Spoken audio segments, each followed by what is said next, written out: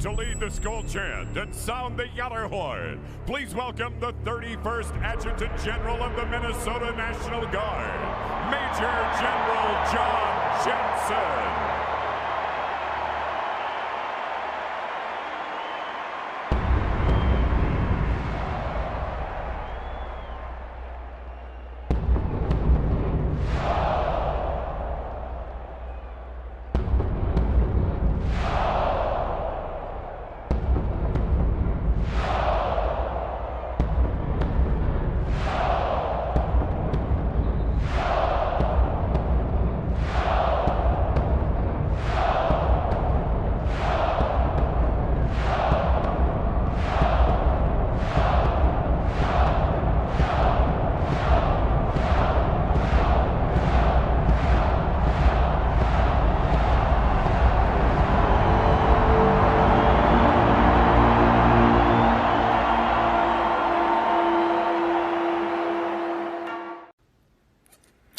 Well, hello, this is John Randall, Minnesota Vikings legend, and it is my pleasure to say, Minnesota Vikings fans uncensored, are you ready? Keith, get your people up. Let's go. Skol, skol, skol, baby. Let's go. Hello, Vikings fans, and Happy New Year. Merry New Year. Welcome to the Let's Skol Show. With me, as always, I've got Mr. Positivity, Cody Bowden. He who greets with smoke, Skoleful Shack. Our Captain Keith will be joining us momentarily. He's doing his Keith stuff, getting this thing fired off in the background. So tonight we got some quick final thoughts on our Christmas win against the Lions. Well, we beat the Lions again.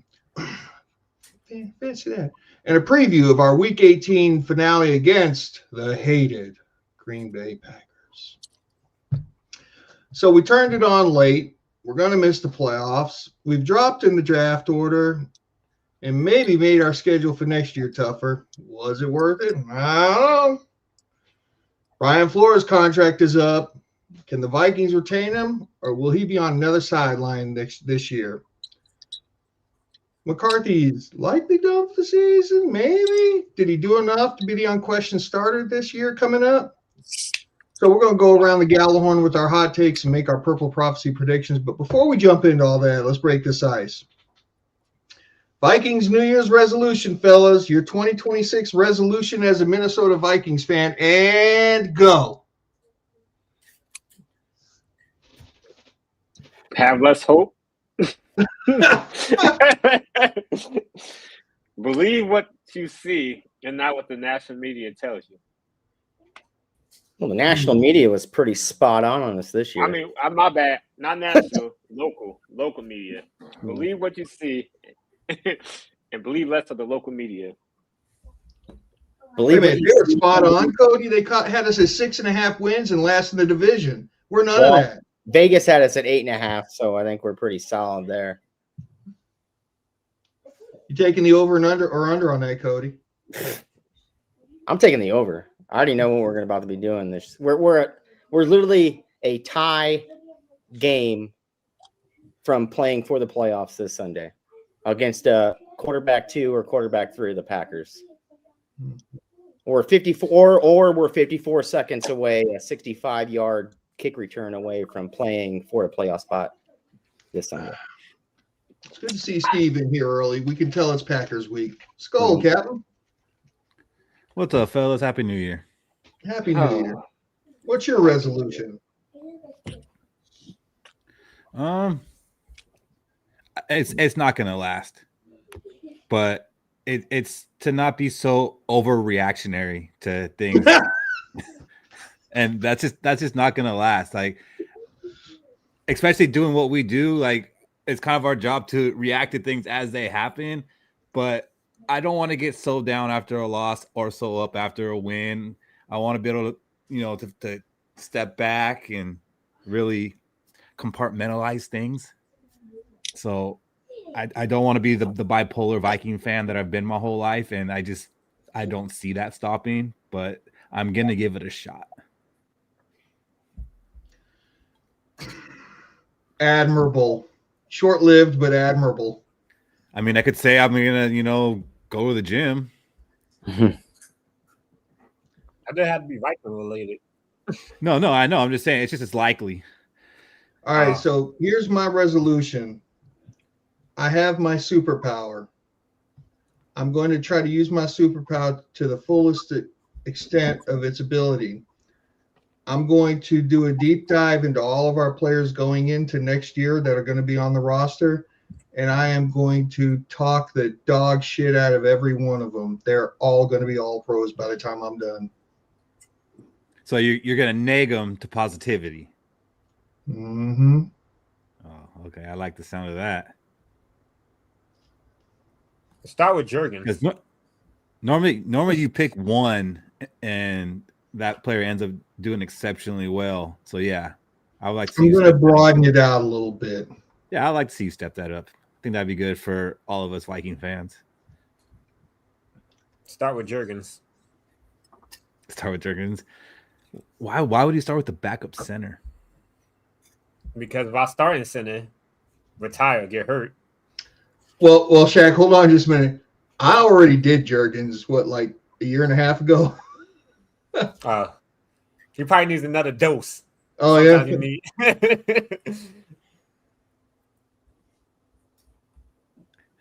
Did Cody have a resolution? I don't know if I caught that one. Nope.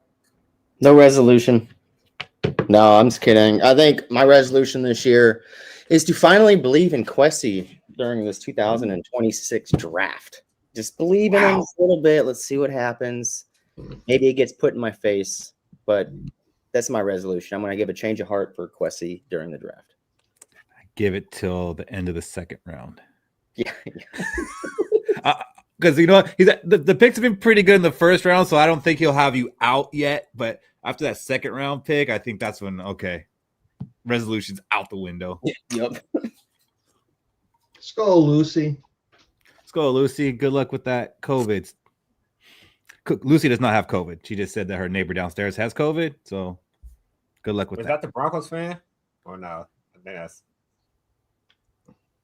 might be the Jets fan. Oh, he's a Jets fan. Yeah. Could be worse. He could be No. a Jets fan. Well, right now things are pretty good for a Viking fan as long as you didn't care about making the playoffs, as we're on a little bit of a winning streak. And the most current victory came on Christmas Day, which I hope you guys all had a great Christmas. We haven't talked too much since last week, but I did want to give you guys a chance, if you wanted to bring up anything about that game, have any takes from it after a week of marinating on it. What do you got, Fish? I tell you, our defense, they played so well. It made me want to thank the Lord and kiss my mother. And it made me want to say to Brian Flores, you, sir, are a master and an artisan in what you do. And I'm so thankful that you smacked the shit out of those pathetic-ass jabroni Lions and showed the world exactly what they are. Peace to you, my friend. I love it, Fish. I love it. Clip that. Michael Fish Corleone. Michael Fish Corleone. I like it. And he the one that got whacked? Wait a minute.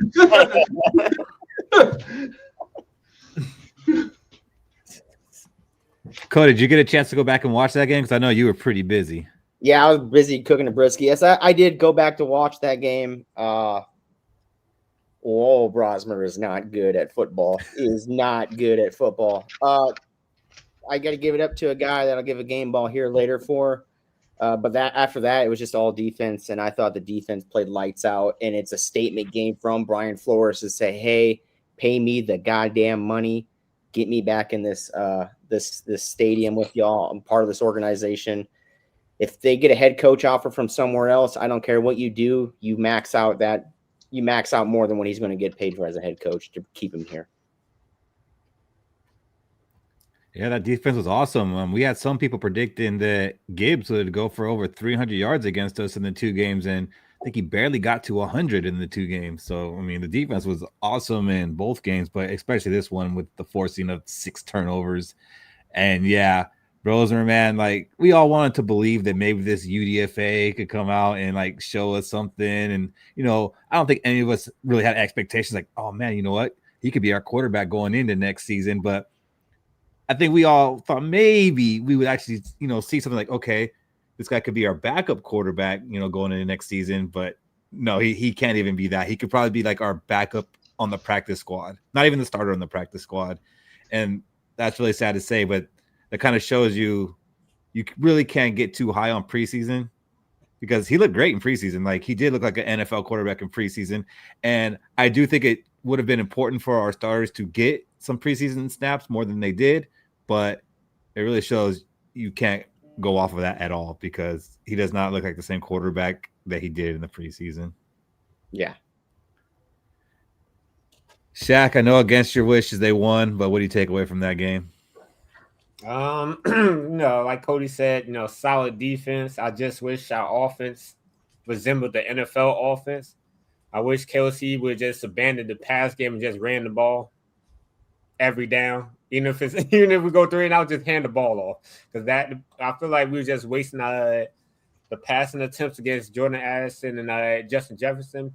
I feel like it was hard to even tell if they was getting open or not, because Brosmo is either under pressure or just was holding on to the ball way too long.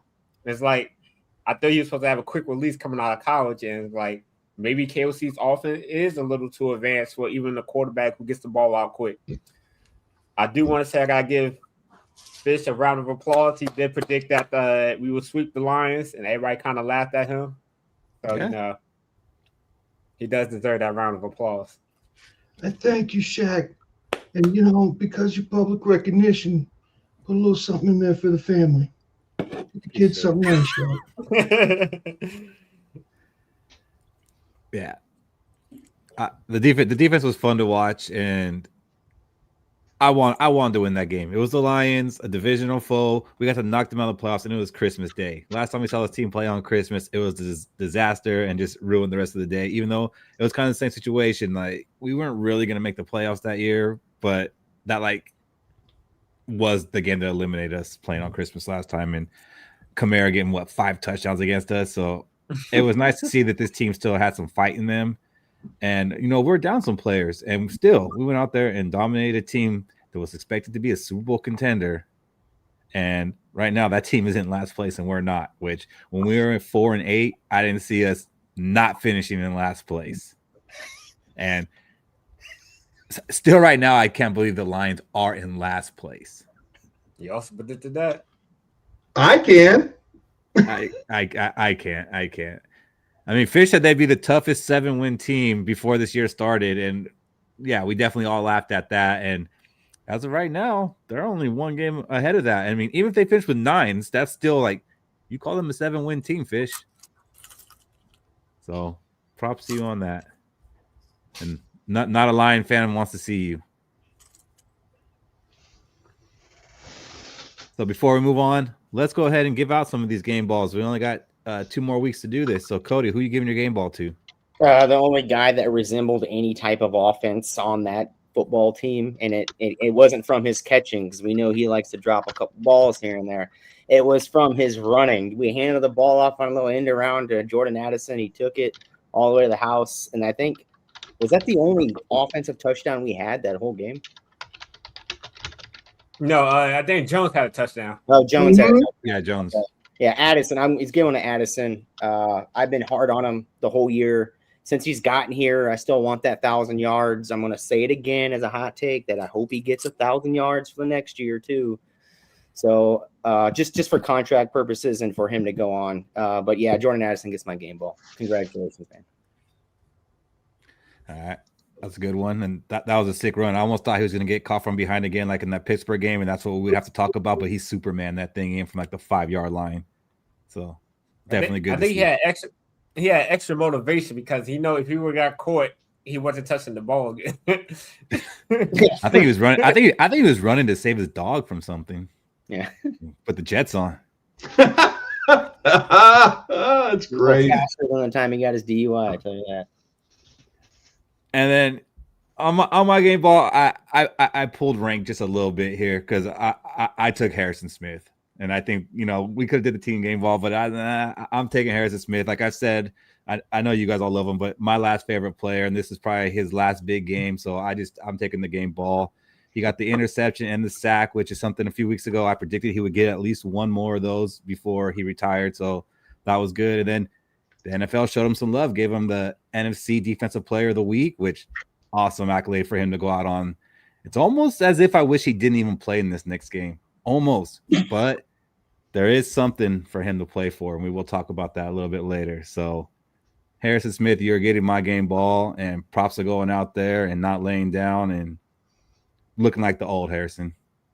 What about you, Shaq? Who's yours going to? So mine's going to a fan favorite, a coach, actually, B-Flow, because day in and day out, he has his defense, I say, either 75% to 100% ready for each week. And when they come out, they really come out to play. He finally got his revenge against the Detroit Lions because, every time against Ben Johnson last year, or ever since they had Ben Johnson for a couple of years, they always found a way to pick at B-Flow defense. And now that they don't got Ben Johnson, B-Flow showed up. He got the pressure on Jared Goff, and he did the main thing. Detroit Lions fans laughed at me. I said, once you stop that run game, watch Jared Goff crumble, and B-Flow made Jared Goff crumble. There was fumbles here and there. It looked like they didn't even know how to run the offense at the point. I want to say Brosman played a better game than Jared Goff did. I mean, argument definitely be made. So no turnovers. Exactly. That's why, Shaq, you had told me that you were still going to make him. Oh yeah, run laps. Yeah, run laps. And I told you, I was like, nah. Like I almost gave Brosman my game ball for exactly what Fish said. He didn't cost us the game. He didn't turn over the ball, and he has no business being in an NFL game. We're giving out participation trophies now. He didn't lose for the a third UFA quarterback playing against a division rival on Christmas Day. I am giving that participation trophy away. He did not blow the game for us or cost it for us. I mean, yes, helped by 6 defensive turnovers, but he didn't have one himself. So I almost gave him the game ball. If Harrison Smith didn't have the game he had. To be fair, I didn't want to give Brosman. I didn't want to make him run laps. I actually wanted to make KOC and Crazy run laps for not finding adequate competition once Carson Wentz went down, and then JJ McCarthy was still hurt because they seen Brosman all season, and to think that he was ready to play in the NFL game, there's no way in hell they thought he was going to be ready to play in the NFL game. Well, the problem with adding another vet to it, the Colts had a call a dude that was retired for 5 years. And that was the only vet that was signed after, we should have did that. Once went down, we should have definitely did that. There's no connections with the organization. Just what about you, Michael Fish? Who'd you give your game ball to? One of the great shining examples of the superpower I mentioned earlier. Because I dogged him. Who's this guy? Chris Kringle, Percival Pringle. Who? And Rip Van Winkle. He ain't going to do nothing for us. He's injury prone. 5 tackles, 1.5 sacks, 2 tackles for loss, 2 fumble recovers, including straight up stealing Jared Goff's lunch money from him. I mean, he put his head in the toilet and flushed it on that play. So Andrew Van Ginkel gets my game ball. What a hell of a defensive performance. Agree.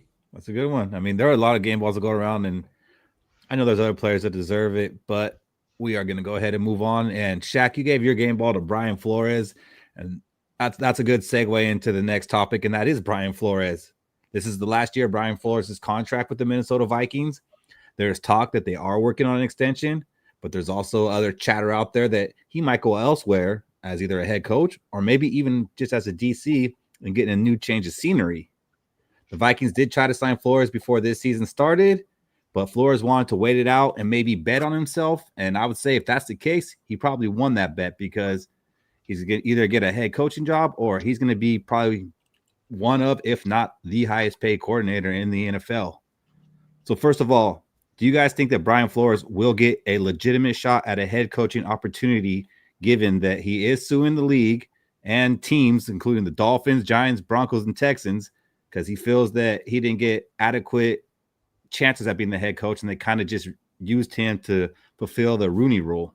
So he does have some stuff going on out there, and plus to talk about with him and Tua and the way he treated the players.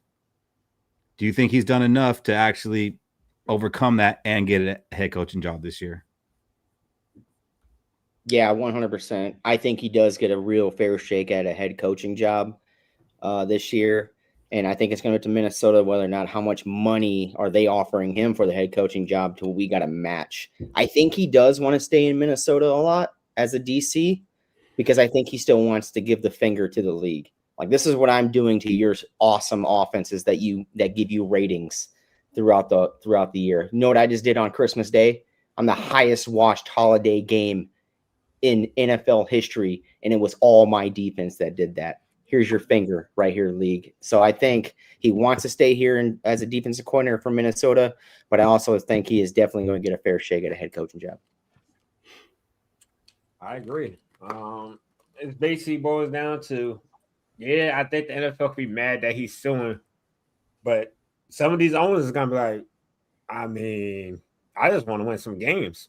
Like, at this point, a lot of these owners is like, their fan base is getting kind of tired of having all these losing seasons back to back to back to back.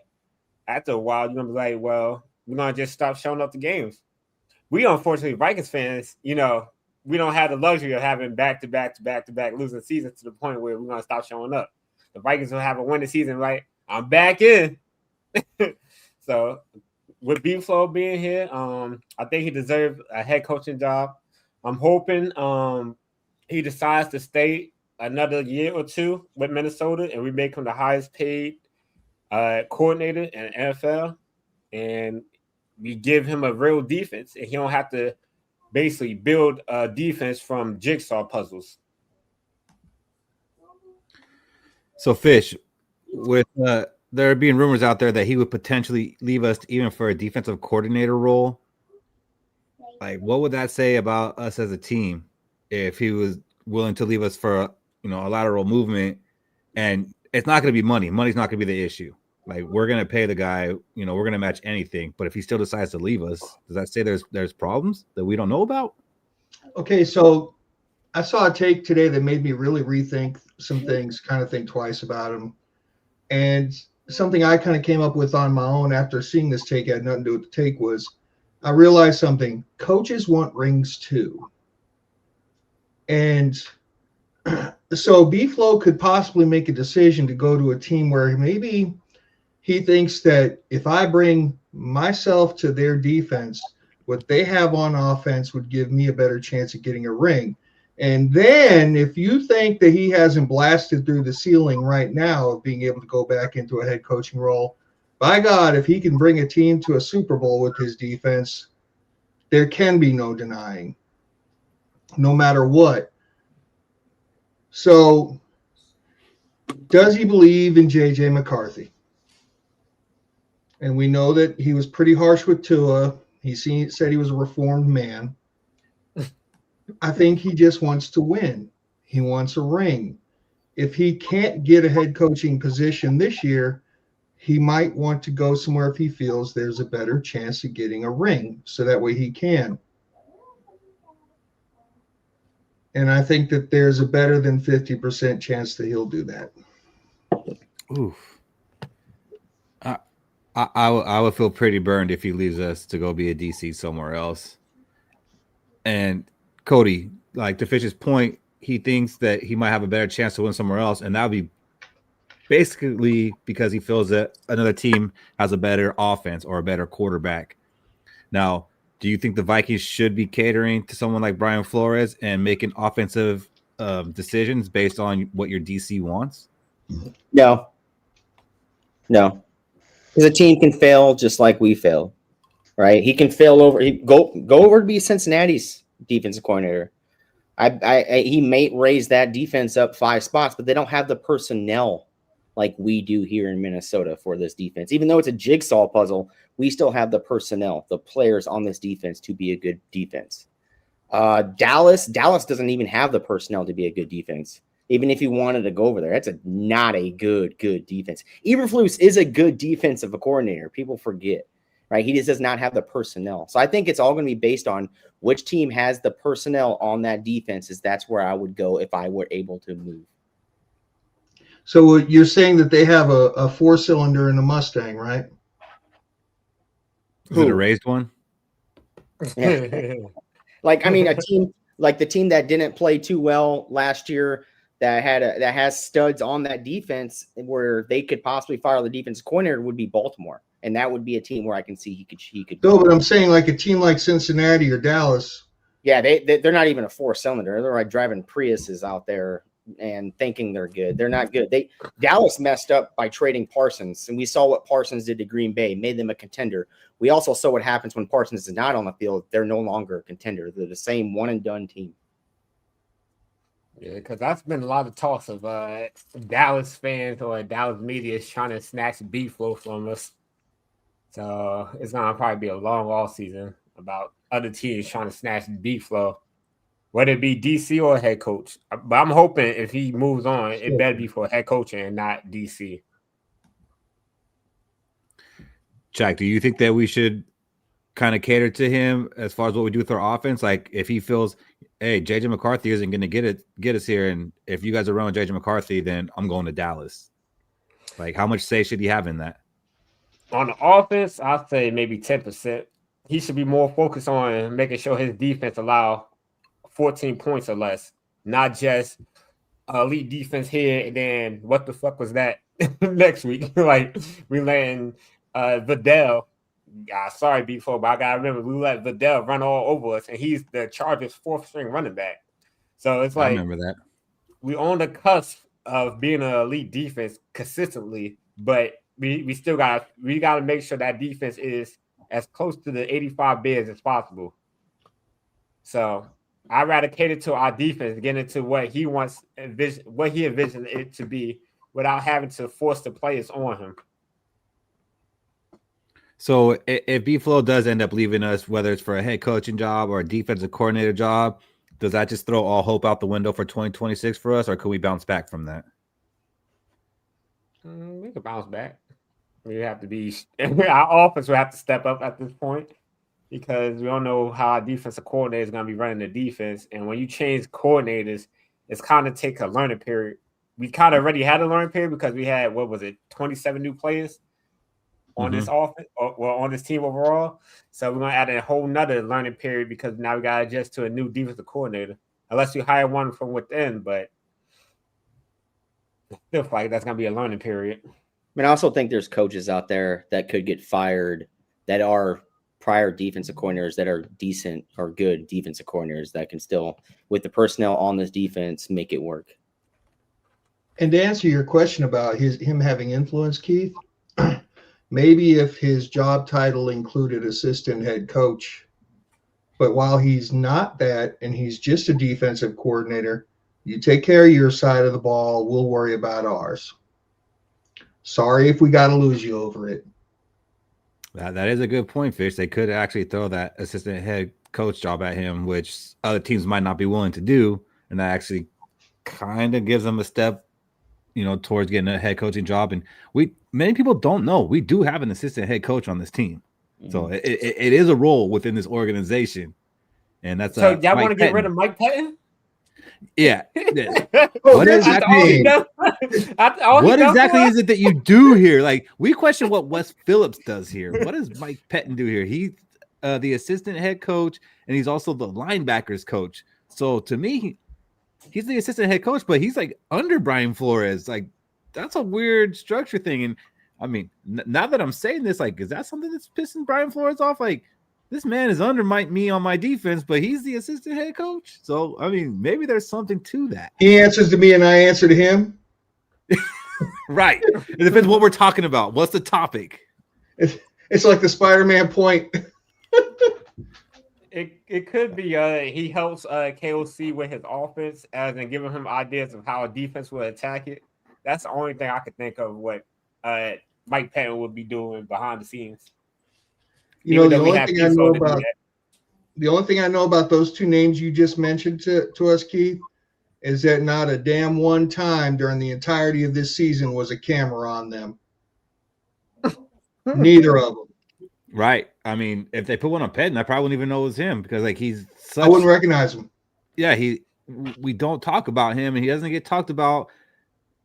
And you know, maybe he ends up being one of these casualties that we talk about a little bit later because of that, because he could be a scapegoat and open up that position for Brian Flores. But I do think if Flores does, you know, go somewhere else as a head coach or defensive coordinator, I think the Vikings can still have success in 2026. This defense is playing good. We do have good players on here. You know, they start off a little bit slow, but they are starting to play the way we thought they would. And we won 13 games with Donishell. Mm-hmm. So it's not like the end of the world to me. Obviously, I'd rather keep him here. So I hope that does work out for us. Unless he gets a head coaching job, then, you know, props to him. But, man, if you leave us to go be a DC somewhere else, you're on the naughty list for the rest of eternity in my book.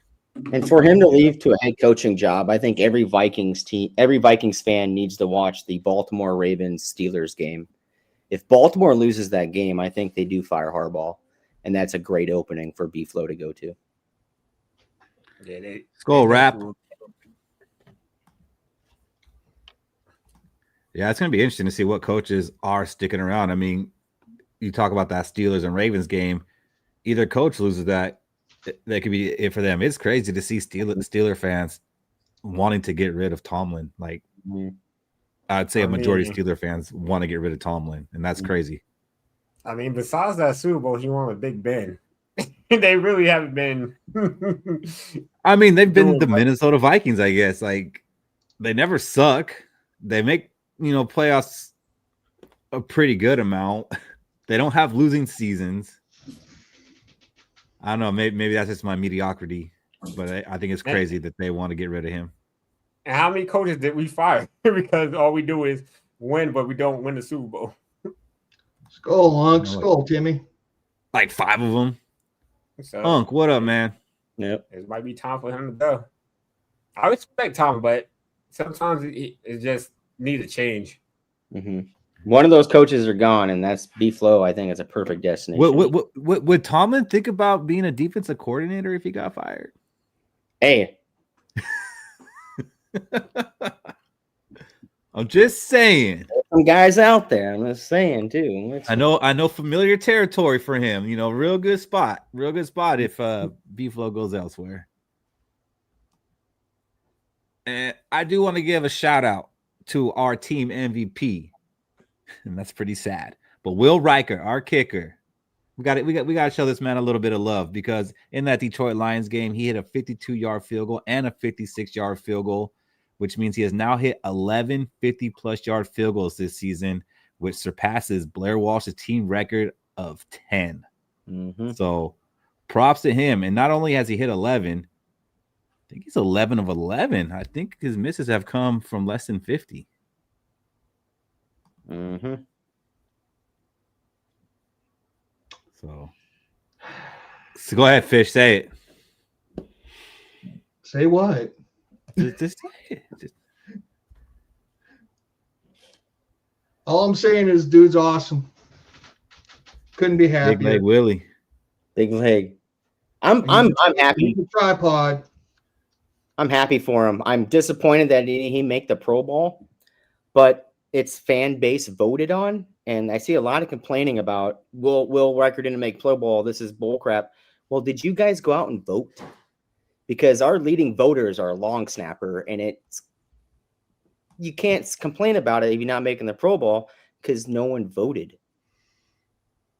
I think a lot of people still have last year. Yeah, and they're not really realizing what he's done this year, because he's just a fucking monster this year. Mm-hmm. He has the highest field goal percentage too. Mm-hmm. So it is crazy. But I did want to give him some love because he did set a new Viking record for most 50-yard field goals in a season, and he might not be done. He might get number 12 this week. So after 4-8 start, the Vikings have won 4 in a row to get us back to 500 at 8-8, and now we have a chance to finish above 500, which I know can't make the playoffs, so maybe it doesn't mean a lot, but when you look back and see that, hey, they finished above 500, I think there is something to it. It just sucks that there's no playoff hopes with that. Vikings currently in 3rd place, which, that might change 3 opponents they play next year. We'll talk about that in a second, but still, not finishing in last place, that feels kind of good too. Like, I get, okay, our schedule might get a little bit harder by 3 games, but why? No one wants to be in last place. I think it's more funny to say that the Detroit Lions are back in the cellar where they belong. So that's cool. Right now, we currently hold the 17th pick in the draft. Depending on what happens on Sunday, that can go anywhere from 13 to 18. So I'm expecting us to pick 18, but it is possible we pick as low as 13.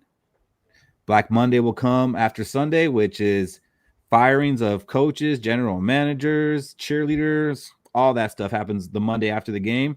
We're going to find out if the Vikings will participate in that. And then, as Fish said earlier, we do got to talk about, is J.J. McCarthy the unquestioned quarterback 1 coming into next season? But right now, I want to get you guys' temperature on what is your current state as a Minnesota Viking fan. Michael Fish. I'm kind of getting a lot of things it was just like off my Christmas list. Like I said, I just, just humbling the Lions fans, making them feel that despair again, feeling the sense of winning. Even would I have liked to have had a top 5 pick? Yeah, but would I want to go through what was necessary to get that top 5 pick? No, man. So I feel great. I think that the only thing that could make me feel better, and I know the Packers don't have anything to play for, is if J.J. McCarthy does play this Sunday, which he did full practice, if he plays well, because he's been improving with every game. He's been showing that progress. I will feel very optimistic about next year. Even if we lose B-Flow, if J.J. McCarthy starts to blossom even more. Yep. What about you, Cody? What's your state of a Minnesota Viking fan right now? My state of Minnesota Viking fan is, I said it a couple weeks ago, is to finish strong, carry this momentum into next year. If you look at it right now, we were a 64-yard kick return from playing for a playoff spot this weekend. We were a tie ball game between the Packers and Cowboys to be playing for a playoff spot this next week. J.J. McCarthy wins this Sunday.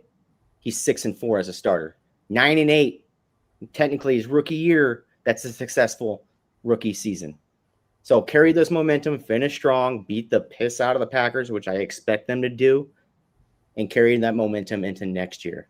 Build off what you had right here. Had that in the back of your mind. Hey, you were literally 54 seconds away or a tie from playing for a playoff spot. Even if we win Sunday, playing in the playoffs. Keep that in the back of the mind, rolling it in next year. Carry that momentum, carry that fire, and let's start off good. What about you, Shaq? What is your current state as a Minnesota Viking fan? Current state is honestly ready to get this season over with.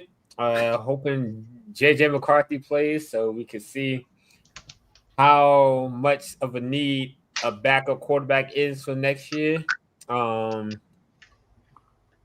And I'm just trying to see more momentum and basically continuity on the offense with J.J. McCarthy and his weapons.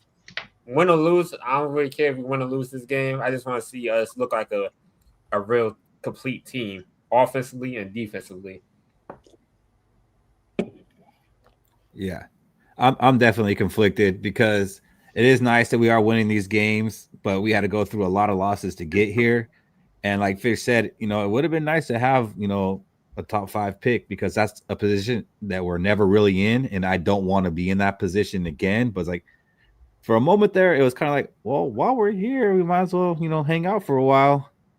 But then, we go and win these games. And again, cool. We get to see JJ McCarthy. He's progressing. The team is looking better as a whole. That's all good. But now it's like we're gonna fall 54 seconds away from making the playoffs, and that really hurts. So I'm definitely conflicted. I'm happy, that we're showing life and we have a chance to finish above 500 and not be in the basement and putting the Lions back where they belong. That is great. It's just like it hurts knowing how close we are. What was that? 4 or 5 weeks ago, I put out that video. The Vikings can still make the playoffs if this, and this happens.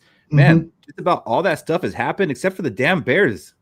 Bears have won 2 games that we needed them not to win for all that to happen. So it is crazy that, they did put up this fight. And it's just got me conflicted. So can I ask you a question about like this topic along with the one we just kind of talked about? Faux show. We've had this discussion before. Can you help me understand how you mitigate?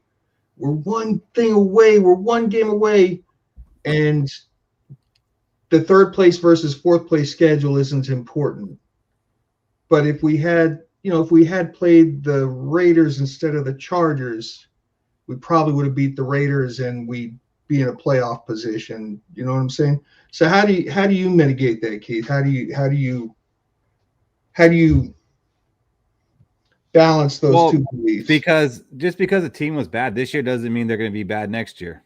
So I mean, that really all there is to it right there. Mm-hmm.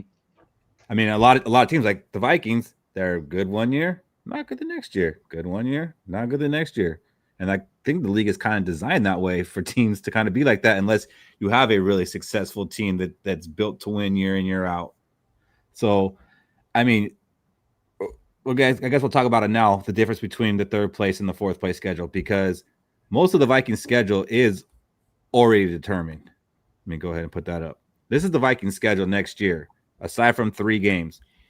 So if the Vikings end up winning, they're going to get third place, which means that NFC East game, we're going to play the Commanders instead of the Giants. That AFC South game, we're going to play the Colts instead of the Titans. Now, I don't know what the Colts are going to be next year. So on paper, it's that's a harder game than the Titans. But the Titans are winning games right now and the Colts are losing. And we don't even know who their quarterback's going to be.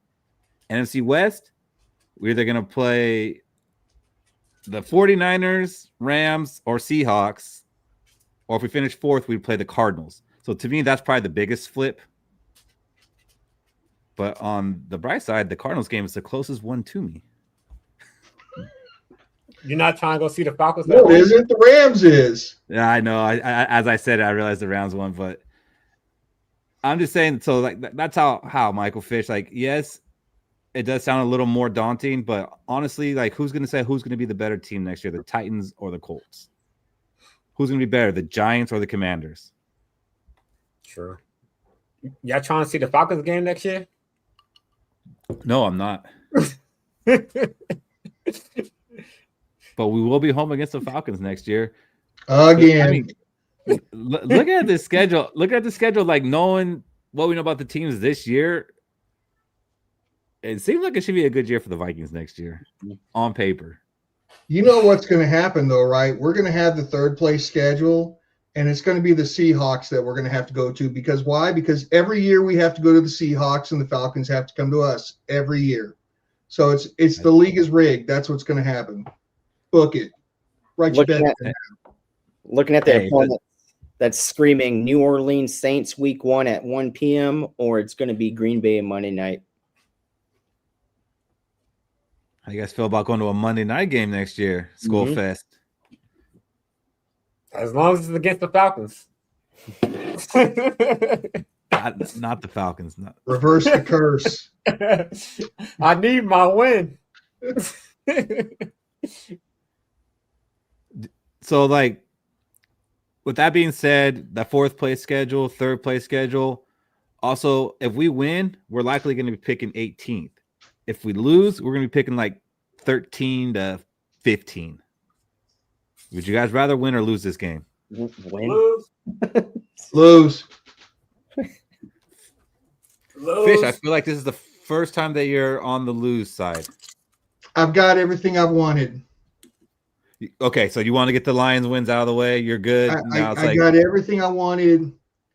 I'm okay with it now. We just had a 4-game win streak. Our quarterback's progressing. Our defense is playing great. Man, I hope everybody gets a migraine and we're putting the damn male cheerleaders out on the field. I don't care. I don't care if we lose. Now at this point now, a couple more draft pick positions would be nice, you know. It's a truly meaningless game. There is no chances. I really don't care if we beat the Packers at this point. Let's just take this loss and get a higher draft pick.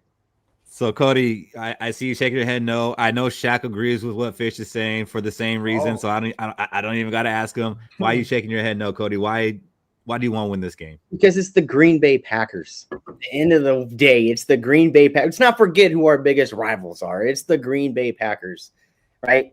Beat the piss out of the Green Bay. I expect them to beat the living piss out of the Green Bay Packers. I don't think Green Bay scores a single point this week. That's how bad it's going to be. Beat the Green Bay Packers, take all this 5-game win streak momentum with the growth of J.J. McCarthy starting this game into next year. I agree with you, Cody. I do want to win because, you know, it is a Green Bay Packers. And if J.J. McCarthy's playing, I don't need J.J. McCarthy to lose to Green Bay Packer backups. I just don't need that kind of stress in my life, especially if I'm trying to be a new person going into 2026 as a Viking fan. I don't need that agitation. So, yes, I need the Vikings to win this game. And what's crazy, man, if the Vikings do end up winning this game, they can end up having a better record than a team that is going to have a home playoff game. Tampa Bay might end up winning that division if they beat the Panthers on Saturday, and they will get in, 8-9, I believe? 8-9 division winner, home playoff game. Well, the Vikings will be 9-8 and not in the playoffs. Now, I know we talked this last year when the Vikings had to play the Rams on the road when we had the better record. And I think most of you were like, no, I like the playoffs the way it is. Are you guys still cool with the way the format is? Yeah. Yeah. 9-8 with 3 different starting quarterbacks. I don't think you can't even make that up. It's ridiculous. It's going to be fine next year. The only thing I would change is they should do the seeding by best record. So you would change it? Yeah, just the the teams that actually make the playoffs. Like, if you don't win your division, you don't get a guaranteed spot. But for, like, say, if a team wins the division, but another team doesn't win that division but have a better record, that team should be higher in seeding than the team that won that division. Just because your division is ass and you won that division does not mean you should have a higher seeding. And they should only play their division teams once then. That's cool. No more easy wins. But Shaq, you're saying the division winner should still get a playoff spot automatically no matter what, right? You're still saying that. You just not guaranteed a home game. Pretty much. I could get with that. Mm-hmm. I think that's kind of where I'm at with it. Like, okay, you win your division. Okay, you earned something. But it's gonna sting a little bit if a team with a worse record is hosting a playoff game wild card weekend and we're not playing. That's gonna sting a little bit. And it's crazy. I think our division might actually be better this year than it was last year, even though the records don't show that. I mean, you have the last place Bears in first place this year. You got the Lions sitting there in last place. Say that again. The Lions sitting there in last place. Like, this division is a lot closer than it was last year. When you say it like that, the hills just sing. You know what I'm saying? Fish, we're gonna have to think of some kind of segment where you do this every week. Blessed by the dawn of Skol. Except I don't think Lucy will like it too much.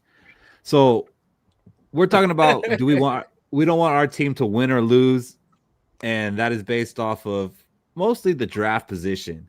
So let me ask you about another format. Does everybody like the current format of the draft where depending on where you finish, that's where you're drafting? Let me start by saying absolutely yes. Don't change it to be a fucking lottery. I hate that shit. If you're the worst team, you have the draft pick. I hate that bullshit. The NFL, to me, the draft of the NFL is superior because of the fact that they're not doing all that crap. Keep it the way it is.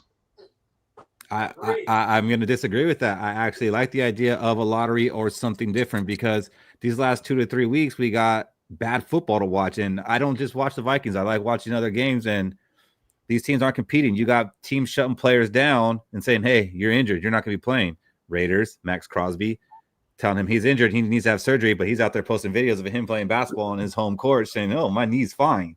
So I don't like that. Like, you are incentivizing teams to go ahead and tank. And then you have teams like the Vikings who are way more ethical and going out there and playing hard every week, and they're penalized for doing so. Now, there could be ways, like I think baseball has it, where if you get a top 5 pick in their lottery, you can't get a top 5 pick the next season. Mm-hmm. So like there's ways to keep a team from keep getting that first pick overall. Shaq, what are you laughing at? What would teams legitimately ask? Like they need these picks.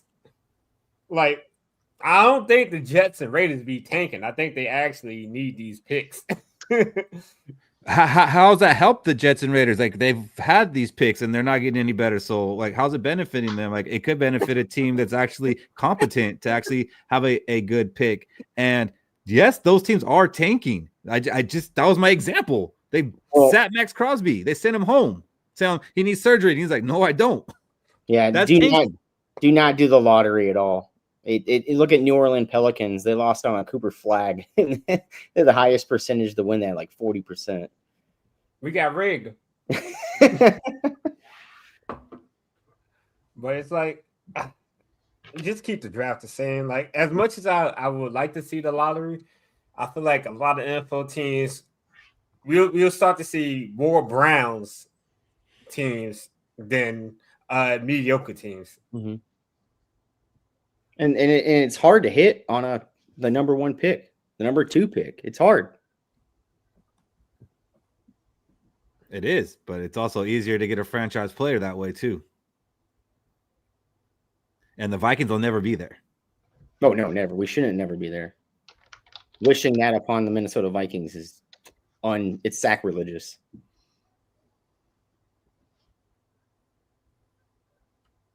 Lacey. What's this, Fish? Something off of what George said. Go ahead and take that down. He said something about Scott Peterson. Oh. Don't clip that. But yes. Right. So we've kind of alluded to this a couple times where we talked about if we just beaten the Bears, that last 54 seconds, the Vikings would be playing for a playoff spot this week. Bro, it goes even deeper than that.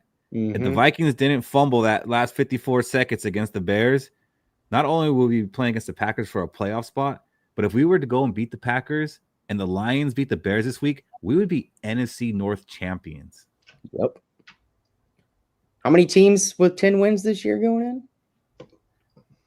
That's crazy. 1. No one would have predicted that. Can you imagine, with as awful as our team has been at points, that we are that close to? I mean, talk about a game of inches. When you presented that earlier, my mind was like, "You've got to be kidding!" As awful as we've been at points, and we were, that close to being able to say we're playing for the division. Yeah, and I'm not doing this to do the whole, well, if my aunt had nuts, she'd be my uncle type thing. It's kind of the reason why I have my Vikings resolution being what it is. It's kind of like, maybe let things play out a little bit more than, oh, damn it. Oh, zoom in. Go ahead, finish what you were saying. No, how do I zoom out now? Damn it. I got a new camera now. That's the problem with having the new camera and talking with my hands. Like, I just sent it a signal. Now I don't know how to get out. Now I don't know what to do with my hands. You go like this. I go like this. There we go. That was funny. But yes, that part of my resolution to not being so reactionary was like, okay, yes, things were bad. They did look bad, but really, man, we were one kickoff from actually playing for the division this weekend. So, like, not every game has to be the end of the world, or not every win has to be, we're back, baby. It just kind of take everything in stride as it comes. Mm-hmm. The Packers. The only reason the Packers are ahead of us is the tie. Mm-hmm. If we beat them this Sunday. And that tie, man, had two ways to not be a tie. Dak almost ran in the game-winning touchdown, but who stopped him from doing it? Micah Parsons. And then, inexplicably, the Packers ran a play when they should have kicked a field goal just to get the tie, and they did a throw, and somehow the incomplete pass landed with 1 second left on the clock. Mm-hmm. Both of those ways. So it is crazy to think we could be playing for the NFC North title as bad as things have been. Yes, after starting 3 different quarterbacks. And you want to talk about some karma coming back at me, right? I was laughing at the Lions fans who couldn't grasp the fact that they were not in first place in the division because of the tie. They kept saying, "Oh, we've got one more win," or something to that effect, but that tie had the Packers. I was laughing at them, and look at me now. Son of a bitch, that tie. Ties mess with standings, man. Ties throw chaos. They do, especially when it's within your division. That'd be a rule I'd erase instantly looking into the offseason. Get rid of ties. Yeah, I agree. And it's something that doesn't happen that often in NFL, but it messes with things. Like, you should have a winner. I get sports. I mean, they've taken it out of every sport now, I think. I don't think there's any other sport you could tie in. NHL used to be able to, but there's no other sport that can end in a tie. No other sport. They should just flip a coin. Head you win, tail you lose. Oh, hey, I would never say this before, but, after that, 10, 15-minute overtime, how about a longest field goal kickoff? Yeah, wait a minute. Longest field goal kickoff. Like, I was thinking NHL has the shootout. Yeah. Put your field goal kickers out there and start kicking. Mm-hmm. I'm joking about that, but I'm not. Like, I want there to be a winner every game.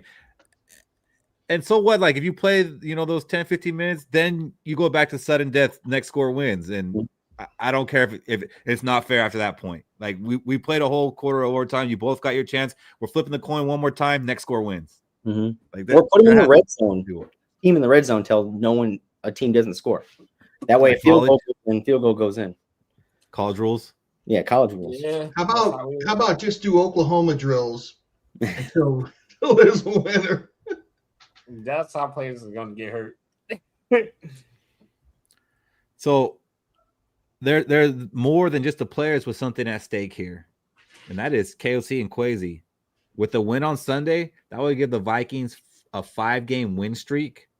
They have had a 5-game win streak every season that they have been in charge. Now, do you guys think a strong finish like that helps or hurts KOC and Kwesi? Because on one hand, it's like, all right, man, you guys pulled it together. You got this 5-game win streak. Things are looking up. Or it's like, what took you so long to do this?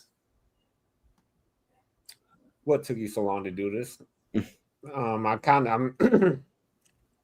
we was playing like this at the beginning of the year, I feel like we would have won 4 more games at least. And that would put us, 12-3,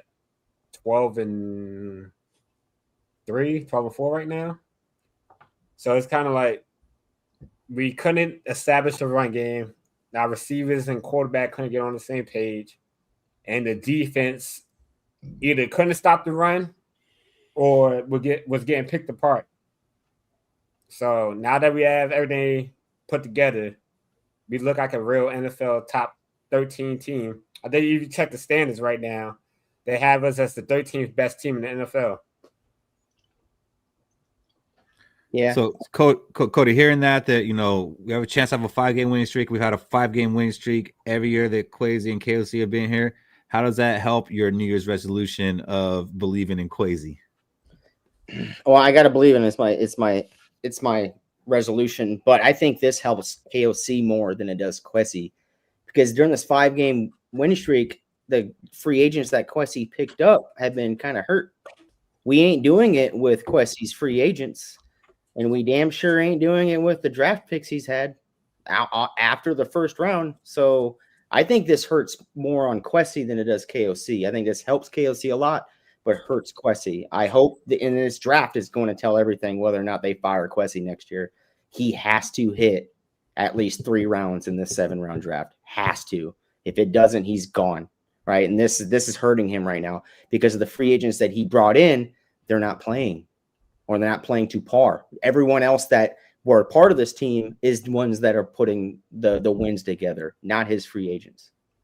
Kind of sounds to me like Cody's already breaking his New Year's resolution. Nope, not it. I'm believing in him. I'm going one more draft. So my hope, Keith, on this topic is that I hope, but I don't think it's true, but I hope that the whole experience with Zimmer and Spielman hardened them up. Remember, he was double-digit wins one year, then not, then double-digit wins one year. Or what was it? Playoffs, no playoffs, playoffs, no playoffs. And then everything was bubbling up under the surface. And everything just kind of blew up. And then we had 2 years with no playoffs, and they both got fired. Because everything came up. All the stuff that got masked by the every other year making the playoffs things, I hope that they're hardened, that they won't see, oh, we had a 5-game win streak. Hell yeah. Everything. I hope that they're looking at the stuff underneath, like Kwesi's inability to do his job efficiently or competently. And Sarah brought up the fact that some fans think that KOC's on the hot seat, and she doesn't understand why. And I agree. I don't think KOC is anywhere near a hot seat. I do think that Kwesi's seat is at least warm. Mm-hmm. And I think it might have got a little less warm with this 5-game winning streak. I do think that has helped a little bit. And with them being so close to actually being a playoff team, I do think some of that stuff is actually going to save his job. Whereas when we were 4-8, man, I thought it was a done deal. Kwesi's gone. He's out of here because it's going to be kind of like a rebuild. And we have so many picks in this draft, and he can't be the one to do it. I still believe that he shouldn't be the one doing this draft. And that's what worries me, because we do have a lot of draft picks. And like Cody said, we got a hit on him. And the OKC Vikes fans' point, we won't know if they're a hit a year or two, but that look at, I'm going to say that is true. We won't know, but to Cody's point, we need like 3 starters out of this draft. Mm-hmm. So if we don't get like 3 starters out of this draft, we can go ahead and say that he didn't hit.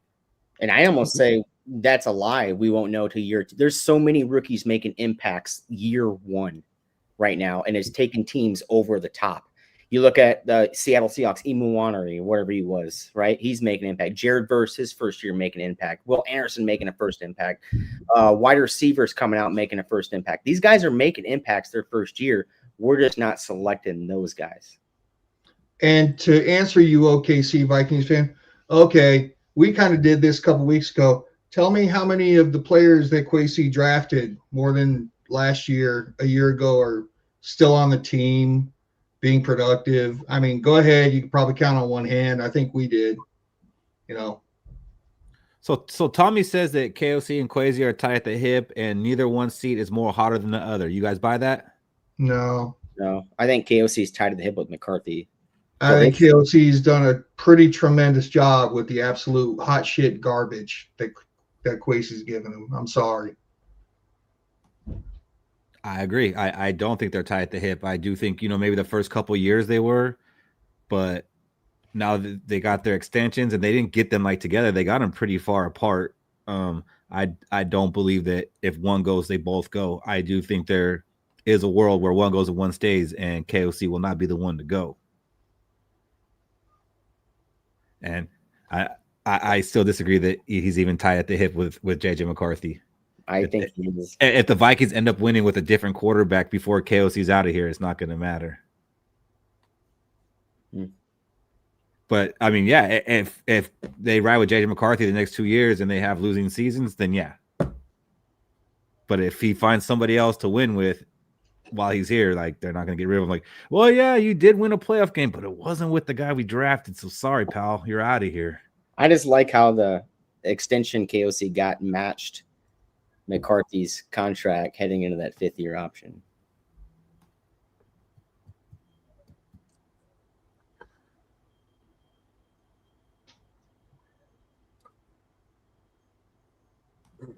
Oh, I was reading comments out here. KLC is doing the best he can with historically bad quarterback play. I mean, he has not had stability at quarterback outside of the first year with Kirk Cousins, and we had a pretty good season that first year with Kirk Cousins, even with a historically bad defense. Rick had major busts too, Sarah. Rick had some busts, but he had a lot of hits in between those busts as well. Mm-hmm. I think we have more players on this team that are making an impact that Rick drafted than Kwesi drafted. Currently still. And just because Rick did it too doesn't mean that we should be willing to continue to accept it. What's crazy is that's fair. That's fair too. Rick hit on a wide receiver that is labeled probably one of the best in the NFL and still got fired. Laquan Treadwell? No, Justin Jefferson. He still got fired 2 years later. So it just shows how important that quarterback position is. You have to hit on that quarterback position. I also think it's more so that it had to deal with his relationship with Zimmer, and like they kind of gave him a long leash of we know you guys aren't really talking, but we still need y'all to win games, and they wasn't doing that. So it's like, all right, we need to just start over because it's clearly unrepairable. Like this often comes up that we pick Mike Hughes over Lamar Jackson, and no doubt about it, we did do that, and that was a mistake. But I think that was because we had just signed Kirk Cousins to the first guaranteed contract, $90 million. They weren't going to draft a quarterback in the first round. That was a mistake. Had they just signed my man Case Keenum, then Lamar Jackson comes into play. But since that got brought up, do you guys think the Vikings would have pulled the trigger on drafting Lamar Jackson had they not signed Kirk Cousins? 100%. They had to grab a quarterback. You had Teddy Bridgewater coming off serious injury, Bradford coming off injury, not good. Case Keenum, maybe a 1-year deal on the thing. It wasn't going to get maxed out, right? Because we saw what happened in the conference championship game, 38-7. It was terrible for Case Keenum.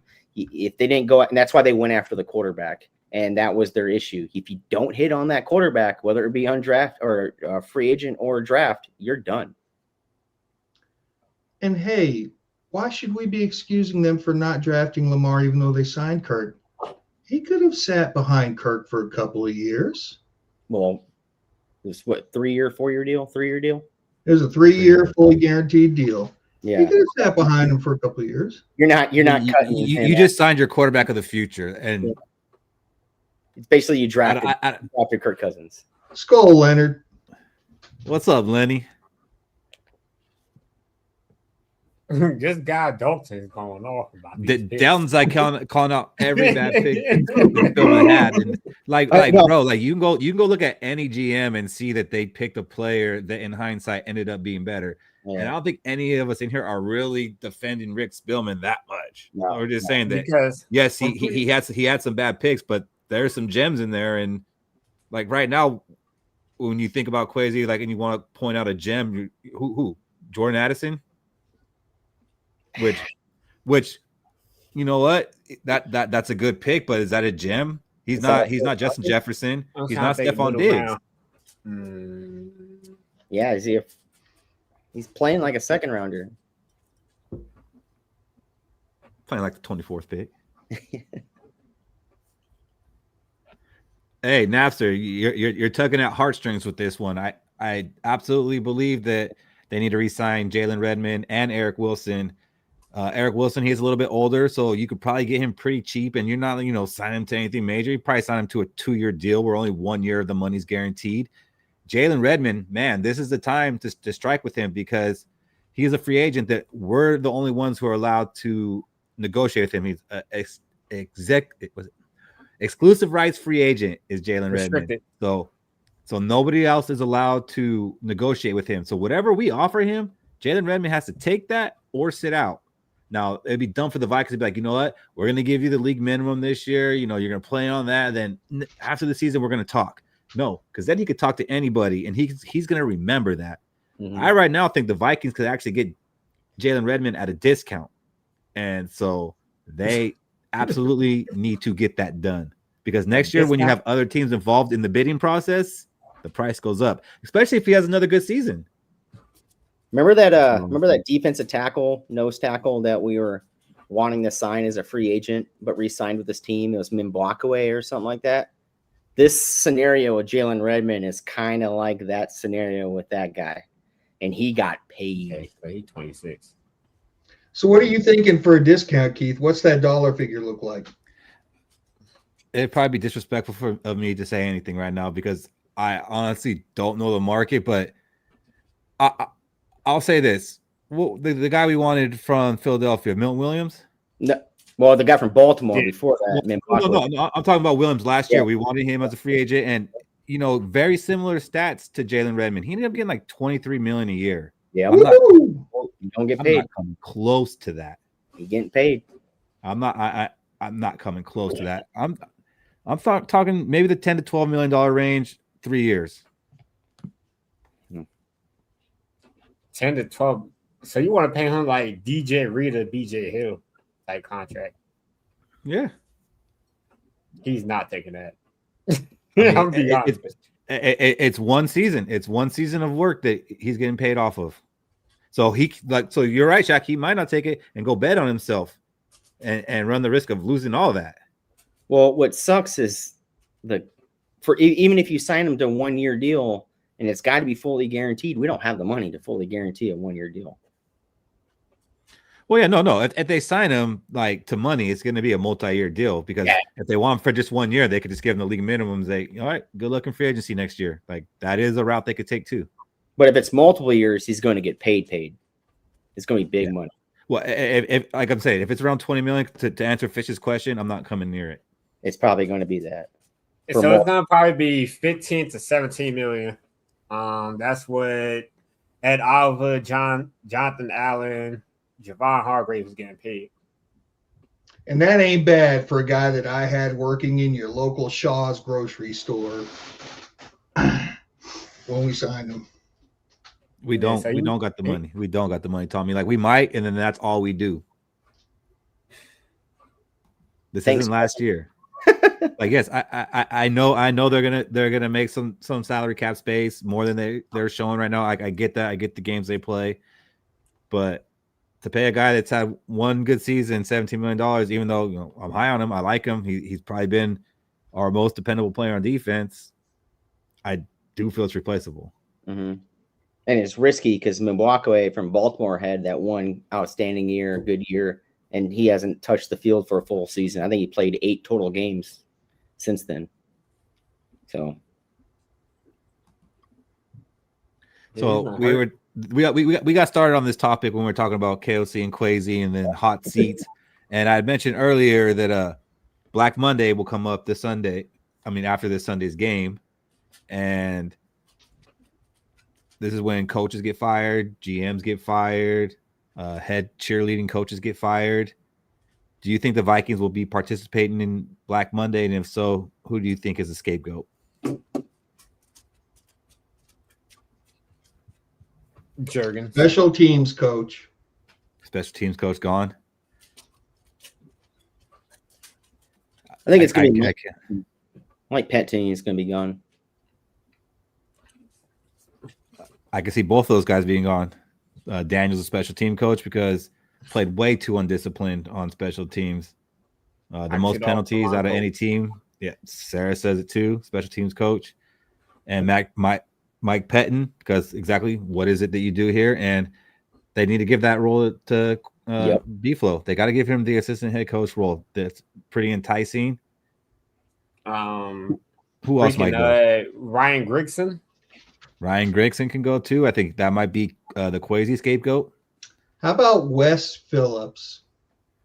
Who can't be fine? Everybody. They could. They really could, man. They could do a mini house sweep. Wes Phillips could definitely be a scapegoat. But then, Fish, let me ask you this. If they do that, do you think they actually bring in a real offensive coordinator to do real Nope, offensive I think that things? KOC's ego won't allow it. But despite the fact that we've had a 4-game win streak, it has not been because of the offense. So it could just be we're looking for scapegoats here. And KOC is going to do things to make sure his seat doesn't get warm. And the way you do that is say, All right, so special teams, too many flags, and Wes Phillips, the game plan he put together during the course of the week really didn't work out what we wanted to execute, and that buys him another year. I could see McCall taking Westfield's spot if we do give a Westfield. I don't think we're gonna hire outside. I think we're gonna hire within. Yeah, I think Pettin is a guy that goes. Maybe he retires. I don't even know his age or anything, but I think they got to give that role to Brian Flores. And like I said, man, we were talking about this 6 weeks ago. I would be saying Quasi's gone on Monday. He might have been gone on Sunday. But yeah. I think this team has done enough to where these guys are coming back. Yeah, I gotta start working on my GM resume. It would erase my resolution, I'll tell you that. So something we touched on last week, and last week's show was, what was that, Christmas Eve or the day before Christmas Eve? We were kind of all over the place. We had guests on and everything. But one topic that I really did want to talk about that, we mentioned and kind of got into it was, has JJ McCarthy done enough to go into 2026 as QB1? Now, when I wanted to ask that last week, we weren't sure if he was going to play on Sunday. And now it looks like he will play because he got in a full practice and he said he's got that spin on the ball. So I don't see any reason they're going to keep him out. But as of right now, knowing what we know, seeing what we've seen, has McCarthy done enough to go into 2026 as the unquestioned quarterback one, or do we need to go and trade for a star quarterback? We've been linked to Joe Burrow and Lamar Jackson. Do we need a short-term quarterback one, someone maybe like Kyler Murray or Aaron Rodgers? Do we need to go sign a quarterback one competition like Jameis Winston, Justin Fields, Tua? Or JJ McCarthy is quarterback one, but we got to go get a strong quarterback two. Trubisky, Mariota, Russell Wilson, Joe Flacco. The first one I want to touch on, Joe Burrow, Lamar Jackson. How interested are you guys in on going on an all-in trade for one of those guys? Basically, cutting bait on JJ McCarthy, trading first-round picks, but bringing in that franchise quarterback. Who's interested in that? Go ahead, Coach. I'm a huge McCarthy fan. I want him to stay. But if you have the opportunity to go get a no-shit MVP caliber quarterback in Burrow and Lamar Jackson, you go grab those guys. Which one's your preference out of those two, Cody? I would say more likely Joe Burrow, just because of the connection with Justin Jefferson. And if Joe Burrow is the quarterback over here, it can influence someone after his contract runs out for Cincinnati that comes over here. And they've been talking about it ever since they entered the league about, let's redo this LSU team. Let's make this LSU team again. So I'm going to go Joe Burrow. I heavily lean him. But if Lamar Jackson is the consolation pick as the no shit guy that you want I'm going to go him too. But Joe Burrow, number one right now. Hey, Sparky, I got some bad news for you. None of those guys will be fired. They might be cut. But Desmond Ridder actually signed with the Packers today. So he's already gone. Damn. Already? Yeah, they are trying to scout us.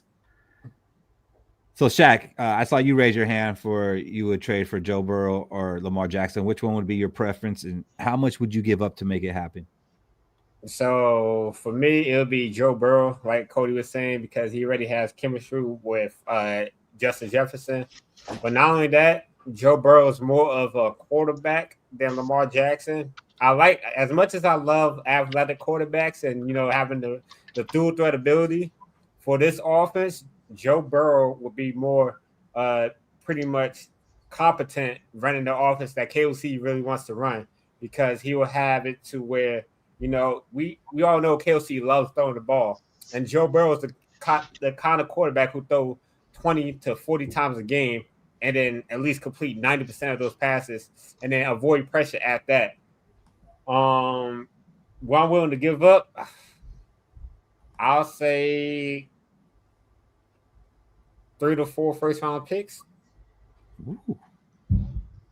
Because at the end of the day, if we get a full Joe Burrow experience, hopefully not getting injured, but having these amazing throws, looking like an MVP, then we ain't gonna have to worry about no first-round pick, because we're gonna be picking what, at worst maybe 23 to 32, and like at that point, that's a toss-up. I'd rather have a known quarterback than to play guess and check with prospects year in and year out. I'm tired of that. Oh, that's an interesting one. Watson's an interesting one. So, Fish, I didn't see you raise your hand when I asked the question. Y'all are stupid wanting them two agent-ass quarterbacks. Both of them been injury-prone their entire careers. And you're sitting here like, oh, I want them. Okay, so Joe Burrow, right? 6 years in the league, played 3 full seasons. Joe Burrow gets hurt. Granted, he's a great when he's there. But here's the thing about Joe Burrow. We will be the Cincinnati Bengals in 2 years if we take Joe Burrow. We will have one run, one shot, 1 year to where we can try to make it happen. We won't because he will get injured. And then we're going to be no defense, no offensive line. He's getting killed. But, oh, boy, him throwing to Justin Jefferson is going to be exciting, and we ain't going to stiff the fucking playoffs for a decade. Lamar Jackson's 30 years old and is a shell of his former self. He ain't the pocket passer that KOC absolutely requires. He can't run like he did. We keep thinking about him his first few years in the league. Yeah, we're going to get that. No, we're going to get Randall Cunningham, except he doesn't have the cannon of the arm and Randy Moss down the field. Okay? So, no, I don't want neither of them guys. 4 years ago, I'd have wanted both of them, but not now. No, thank you. Not 2 years ago? Clip that. You wouldn't want Lamar Jackson 2 years ago? No. After he just won MVP? No. Okay. 2 years ago. All I'm going to say is we all know this. Nobody knows who's going to be injured next year. And if we're going by what you just said, Fish, we had J.J. McCarthy for 2 seasons, and he's been hurt both these seasons. Okay, but Shaq, what you're trying to say is, hey, you know what? I want the two other quarterbacks who have been injured on their $50+ million a year. I'll take the guy who might get injured on his rookie contract. Thanks. But what's the difference from one run now with Joe Burrow injury prone to one run now with Jay McCarthy, who's only played 8 games in 2 years? What's the difference? Yeah. JJ McCarthy's getting paid about $8 million. JJ McCarthy's getting paid about $8 million. We could bring in a decent backup who could win us a few games while he's out. But not a Super Bowl. With Joe Burrow, we can't bring in that decent backup. The backup's not going to win a Super Bowl, though. But the backup's going to keep us afloat while J.J. McCarthy's coming back. That's all. As you may have noticed, Cody, he seems to be a remarkably fast healer. Oh, remarkable. Who's a fast healer? J.J. McCarthy. That man come back from a concussion in 1 week, Shaq. That man come back from a hairline fracture in 1 week, Shaq. Who has a better opportunity? High ankle sprain, and you know damn well he was ready to go after week 4. Who has the better opportunity to taking the Vikings to the Super Bowl with the team we have now? Is it Joe Burrow or is it J.J. McCarthy? I don't know. There we go. Joe Burrow it is. No, I said I don't know because I don't trust Joe Burrow to stay healthy. I don't trust Joe Burrow to stay healthy. I don't trust J.J. McCarthy to stay healthy right now. Right, but with J.J. McCarthy, we have the option of being able to afford to have something decent of a backup. With Joe Burrow, our backup is Wolford. That's our backup. That's our backup now. Every time we put a backup in the game with KOC as coach, we don't make the playoffs. I don't know what you want. That's our backup now. So I see where you guys all stand on that. What do you guys think about going out there and signing a guy that is going to come in here to be quarterback 1, but we're not cutting bait on J.J. McCarthy. J.J. McCarthy essentially will be quarterback 2 and, doing his development behind the scenes. And I know there's going to be some people in chat still developing. Well, look at the quarterback that everybody's clamoring for right now among Minnesota Viking fans, and that's Malik Willis, who needed 3 years of development to kind of look good. So maybe that's the case. Fish, would you be more inclined to do something like this? Go get an Aaron Rodgers or a Kyler Murray and sign them to a 1-year deal where basically they're on prove-it deals for their next team?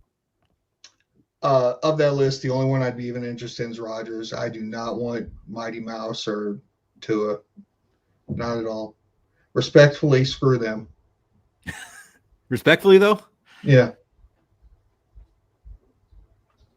Are you guys less interested in this, Shaq and Cody, and going and getting like a 1-year rental starter and maybe let JJ McCarthy back them up and tune up behind the scenes? Yeah, because I mean, the only player I see there to be a 1-year rental would be Aaron Rodgers. I think Kyler is not going to be a 1-year rental. Yeah, I'm more interested in Jameis Winston, and it's not going to be for competition. It's going to be as the backup. Amen, brother. That's what I see on that list. So, is it fair to say that everybody on this panel thinks that JJ McCarthy should be quarterback 1 next season, aside from going out and getting a star quarterback? Yes.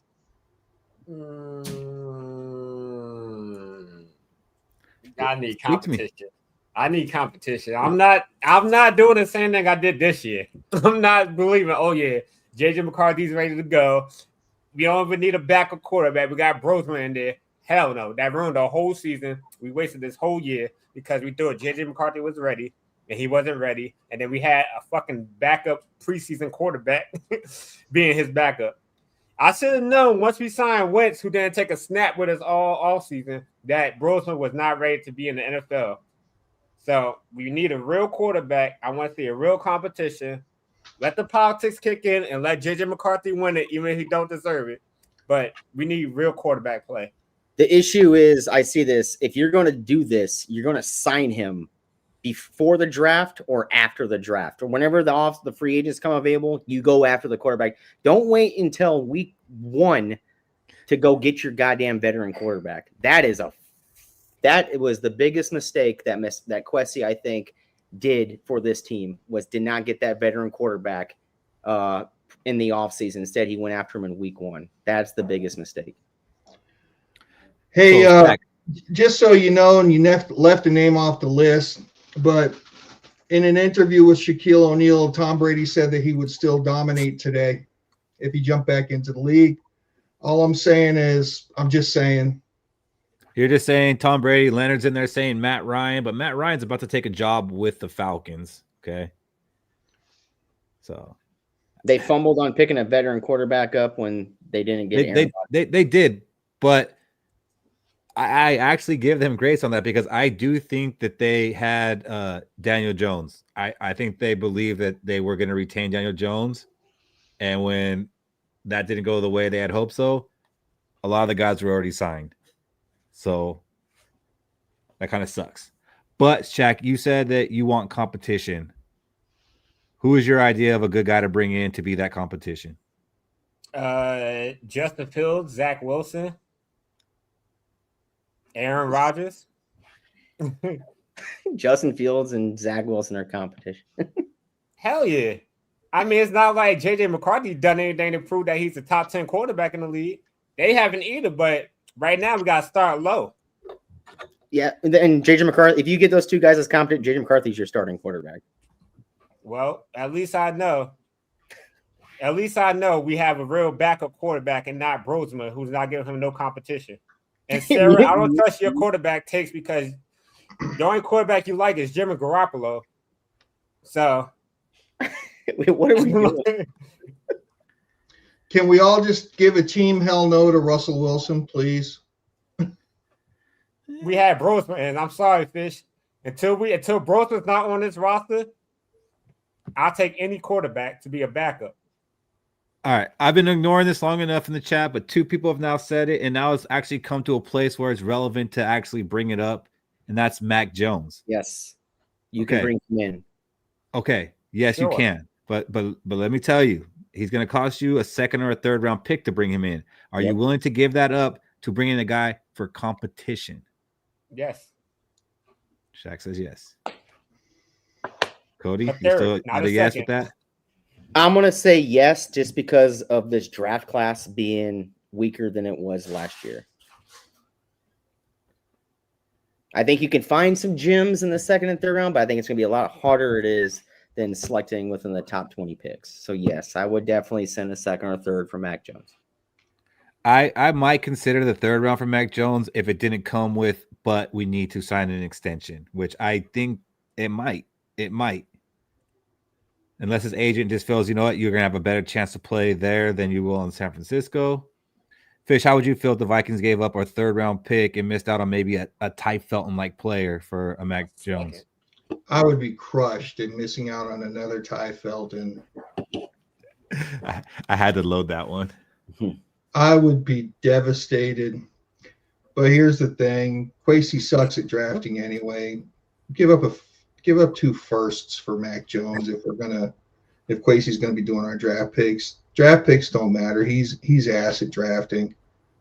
No, I mean, look, I remember, and I'm pretty sure it was against Donishell, but I think that Mac Jones lit us up for 400 yards when he was in New England, and we played him up there.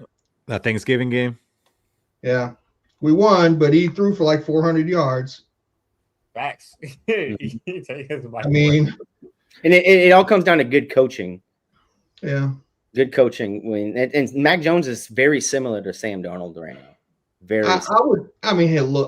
would give a 3rd for him, and I would think he'd be he would be pretty much, he'd check the boxes for what I'm looking for in a backup QB in that situation. Yep.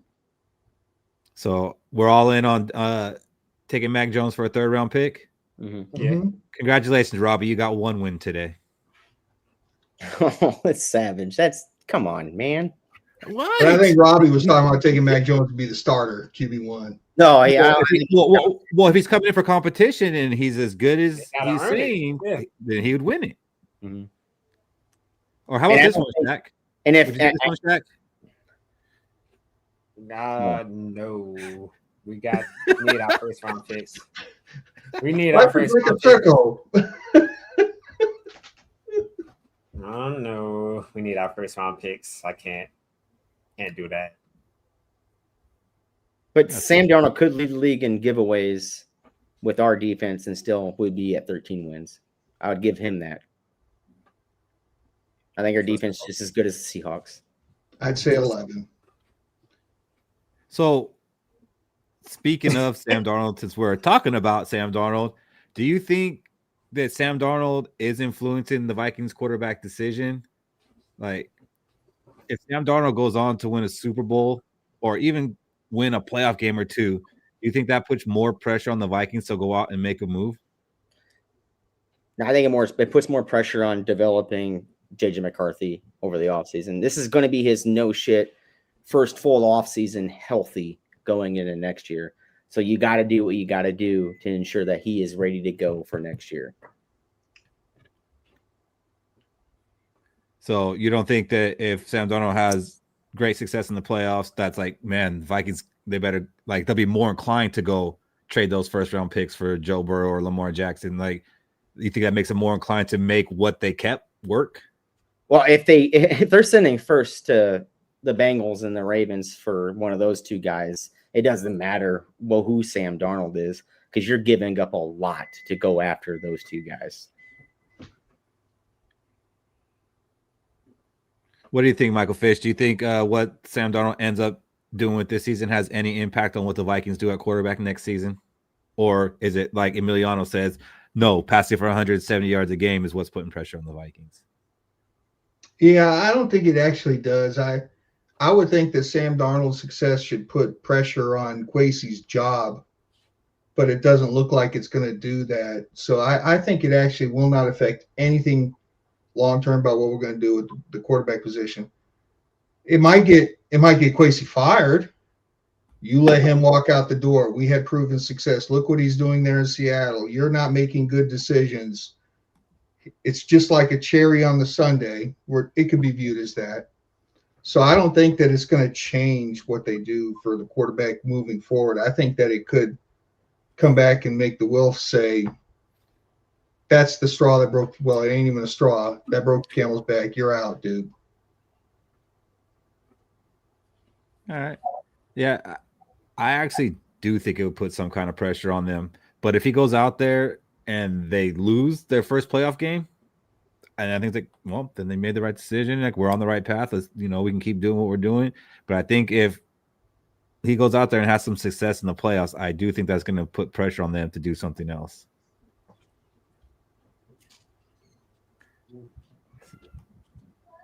Yeah, I played the AFC South and NFC South. Seattle's a good team. Sarah being all active in our chat tonight. Happy New Year. I mean, you could say that about Tom Brady when he was playing in the NFC East. Like when Tom Brady was in the NFC East, that division was horseshit. He was never in the NFC East. AFC East. Skol, David. Buffalo, Jets, and Dolphins. Mm-hmm. They was never good when Tom Brady was there. Happy New Year, Rinaldi. Well, they were never good because Tom Brady was there. No. When they played outside the division, they were still trash. It's not like there was no difference. So you can say that about Wait, what? What, Shaq? When the AFC East played outside their division, they were still trash. Oh, okay. What'd you think you heard, Fish? That the Patriots, when they played outside the division, were trash. I was like, oh nah. Ooh. We were huge Sam Darnold fans during 2024 until we watched those two games, and it was like, oh, we might be in some trouble. Then he brought us back against the Packers game, and then we went to LA to play the Rams and got smoked. So, like, yeah, we were fans of Sam Darnold. Did we want him back? Yeah, we'd take him back for the right price, but I'm not taking him at what Seattle gave him. What about Kirk Cousins? No. Hell no. Not at Sam Darnold's price. I'd give him the Sam Darnold 10 mil price. I mean, how much are we talking here? How much can he give the Vikings back in cap space? That's what I want to know. I'm not even gonna get into the Kirk Cousins talk. Let's go ahead and talk about this very impactful game that we have on Sunday against our hated divisional rivals, the Green Bay Packers. Now, we are finishing this 2025 season on Sunday against those Green Bay Packers. And unfortunately, this game doesn't really have that Packers-Vikings feel because the Packers, they're locked into the 7th seed. They can't get any worse, can't get any better. They're going to get a road playoff game against either the Bears or the Eagles, and what they do has nothing to do with it. And the Vikings, it could be argued it'd be more beneficial for them to lose, as we talked about earlier. So they're not really playing for anything either. So this doesn't have that Packers-Vikings feel that when we first saw the schedule, like, oh, man, that game could be for the division. No, we're playing against Clayton Tune. The Packers aren't even going to be playing their players. Vikings have already put some guys on IR. Winning this game is not going to be like, well, that's payback for that Week 12 loss. But a win will be the 5th win in a row, and it'll put us above 500 on the season if you're looking for some kind of silver lining. Right now, I think the Vikings are currently 7-point favorites in this game, so a whole touchdown, which I don't know the last time the Vikings were a touchdown favorite against the Packers. So all that being said, what is your guys' interest in this game? Scintillating. You're going to have to define that for me.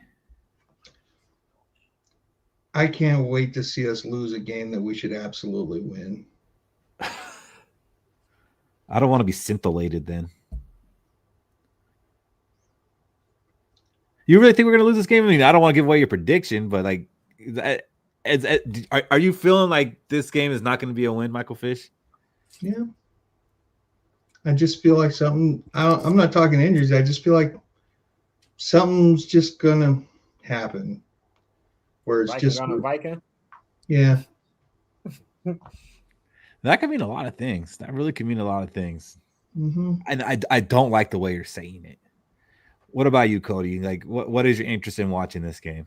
I'm very interested in watching every Vikings-Packers game. I hate the Packers. Everyone should hate the Packers. You know, we should want to beat a mud hole into them. Who cares if it's their third string and they're sitting everybody? Good job. You got a consolation prize, a participation trophy after losing Micah Parsons to get in the playoffs. You're not making it past the first round like you did. You're not doing it. It's not happening. So crush the Packers. Give them that feeling of dread while they enter the playoffs and get smoked by the 3rd seed or the 5th seed, whatever they're playing. You know, give them that. Whenever you can make the Packers feel bad or feel dread or feel hopeless, you do it as a Minnesota Viking. You just do it. And I'm excited to see JJ McCarthy play his final game of the season. And I hope we see progress and development like we've been seeing the past 4 games. I remember when Emiliano was a Viking fan and not just a JJ McCarthy hater. I remember those days. Those were good days. I'm with you, Cody. The fact that JJ McCarthy was a full participant in practice and will likely play, that adds some excitement for me actually wanting to watch the game. I had said like the Lions game, even though it was on Christmas, it was against the Lions, that kind of pumped me up a little bit. The fact that JJ wasn't playing kind of took some of the luster out of it. So I love you too, E. The fact that he's going to play in this game, that does add some, okay, we get to see this guy, and it's another chance for him to prove me right. Come on, let's do it. But it is the Packers. No matter who's in those uniforms, I don't want to lose them. Like, especially the game's at home. It's in Minnesota, man. It's in our stadium. Like, I can't root to lose against the Packers. Now, will I be as mad as if it was to knock us out of the playoffs? No, of course not. We might start aftercare at halftime in that one, just because the game's boring. But I do want to win. I am excited to watch it. I will wake up and do my normal routine of going to get my coffee with my jersey on, being all ready, take my selfie in case we got to do Skol selfies. Like I'm going to do everything because it's also the last game of the season, man. I am getting a little bit sad that it's over. I really am because the off season's a long time. What about you, Shaq? Are you going to make every effort to watch this game? I'm for sure try. I'm going to make sure my TV's working, my internet's on. I'm going to make sure the game's on the TV. But in all honesty, the season kind of been over for a couple of weeks now. I'm just ready to get it over with. Ready for the draft talk, ready for the off-season talk, ready for the cat talk.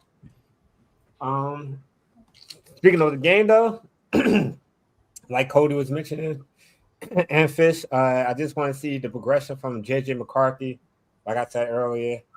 And that's literally the only good thing I can see from this game is JJ McCarthy and the receivers getting on the same page. And we look like the old KOC offense that we all grew to love. What about you, Fish? Are you working on Sunday? Are you going to have that same urge and rush to get home to watch what you can of this one? Yeah. And I think I'll be able to make it too. Okay. I think. Yeah, it might be a little busy for you. It's a busy weekend. It's a holiday weekend. No, that was a couple weeks ago. There are some reasons to watch this game, and it's for two of the greatest Vikings to ever put on a purple and gold uniform, and one of them being Justin Jefferson. He needs 53 yards to get 1,000 yards receiving, which would be his sixth consecutive season with 1,000 yards, which is every season that he's played. The NFL record is 11, held by Jerry Rice and Mike Evans. And Mike Evans is tied with Jerry Rice, and he will not get that this year because of injuries. So this will be a 6, and I'll put him 5 behind those guys. And it's crazy to think with the year that he's had, he could still hit 1,000 yards, and he hit 1,000 yards in 2023 when he was injured and missed half the season. That being said, he does need 53 yards to get there, and he has 8 games this year not getting 53 yards. You think he gets there, Cody? 100%. KOC already brought it out in a press conference. He's going to get him involved as much as he possibly can. And I think that's what we're going to see. We're going to see a little connection between McCarthy and Jefferson because KOC wants to see that connection starting to work. I think it's going to be force-fed like a mother. I think JJ is going to go over the 53 yards. He might double it. I think the ball is going to go to Justin Jefferson almost one of every 3 plays. I think it's going to just – we saw it a couple weeks back with McCarthy and him in the red zone where they were just force-feeding Jefferson the ball just to get touchdowns. And the passes were here and there. They weren't hitting it. But, yeah, the ball is definitely getting force-fed to Justin Jefferson. He is going over 53 yards, and that is my call-it for this week. Justin Jefferson will surpass 53 yards. The over-under ain't out yet for the Justin Jefferson yards, according to DraftKings. But I'm definitely taking the over with whatever they put out there. All right. You're pretty strongly feeling that. Alex just asked if there's any draft implications if we win or lose. We went over this earlier, but yes, we could end up drafting anywhere from 13 to 18. What about you, Fish? Do you think Justin Jefferson gets over that 1,000 yards? Mm-hmm. Sure do. I think even if it's to the detriment of the team, he's getting his 1,000 yards. Mm-hmm. What if it's Max Brosmer out there, Shaq? He still get those 53? I mean, just because he has negative yards don't mean it takes away from the receiver yards, right? Zoom in, Keith. Clip No, that. if they're by sacks, no. Exactly. Would you So, rather see Jefferson get 53 or the Vikings win? That's not really a fair question. Did I just fucking do it again? Yeah. So I'll say even Max Brosman out there, I feel like we could find a way to get him 53 yards. I think even Green Bay might even let us get to 53 yards. Yeah, it's not going to be good for Green Bay.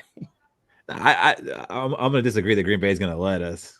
I mean, that's still a division rival. I don't think they're going to be given charity. They're still a division rival.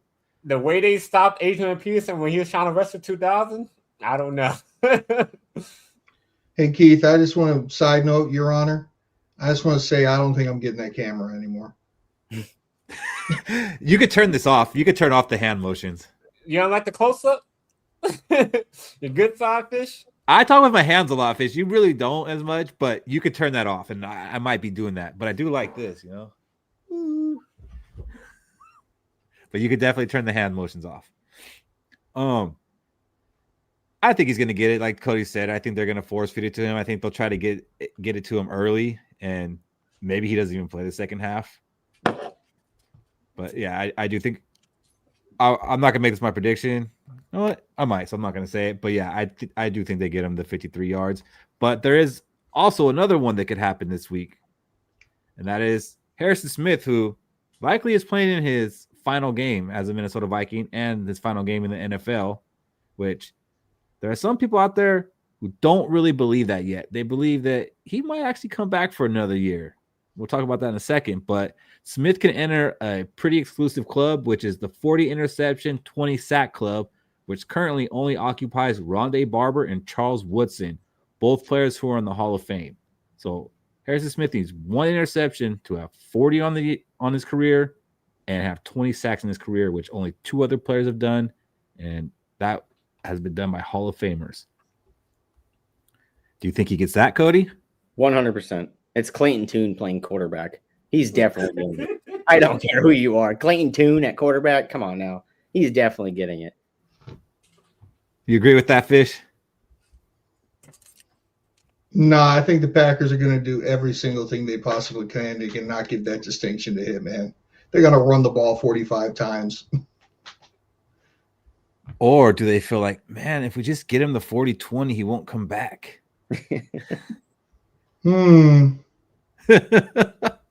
Yeah, I see what you did there. I'm just saying.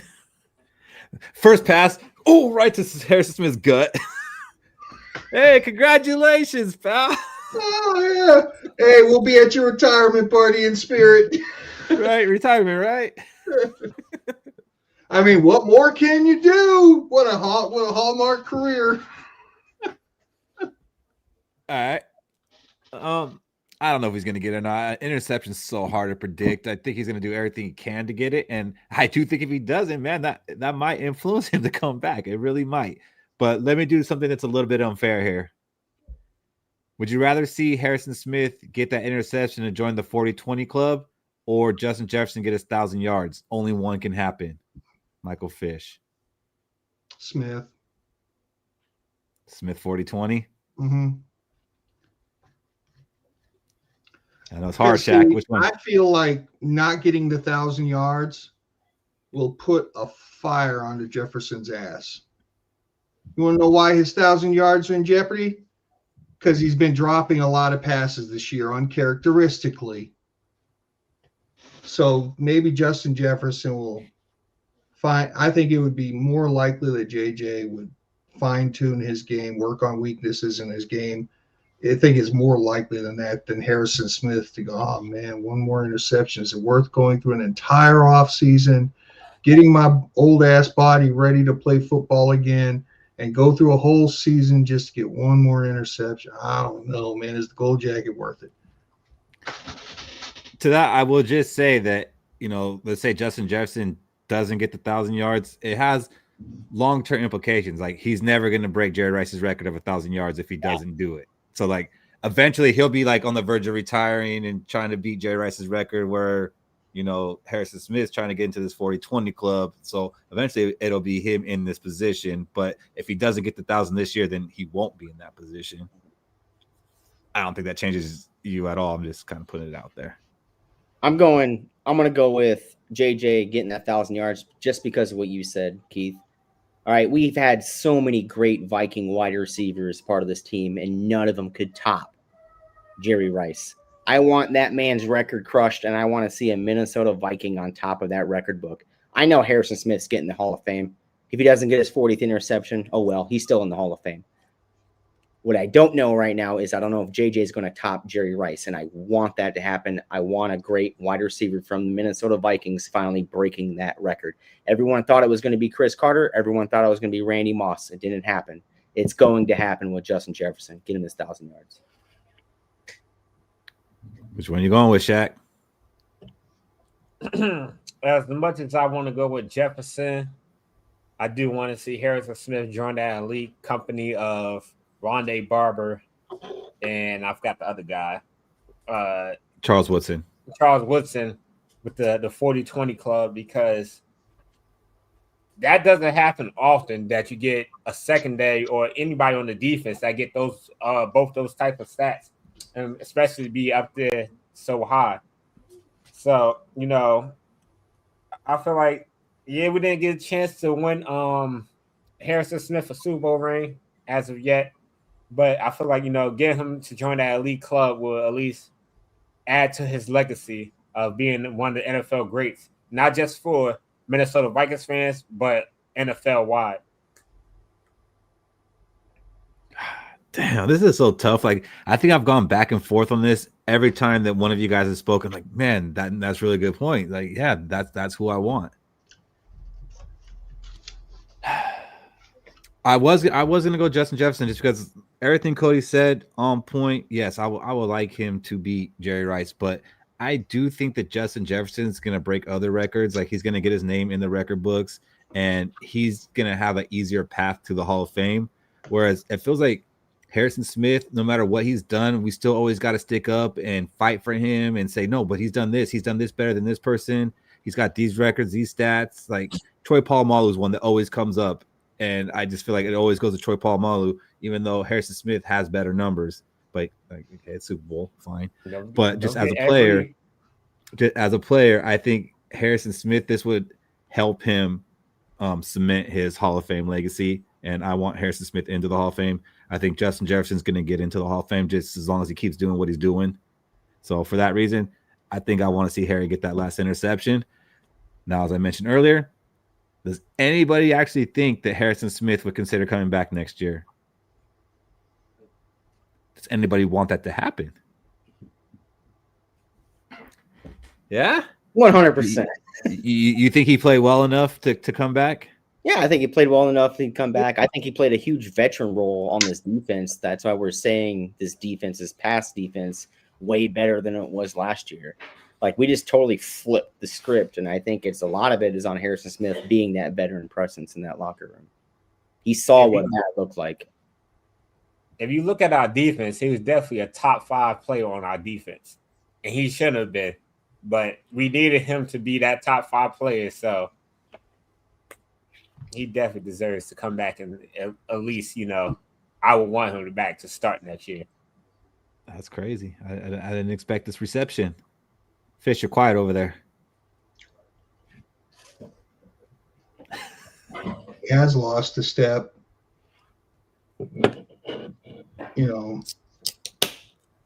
Smarts can only get you so far. The cliff is real. Would my heart be happy at Harrison Smith coming back for one more run at it? Yes. But my head says no. We got to get younger.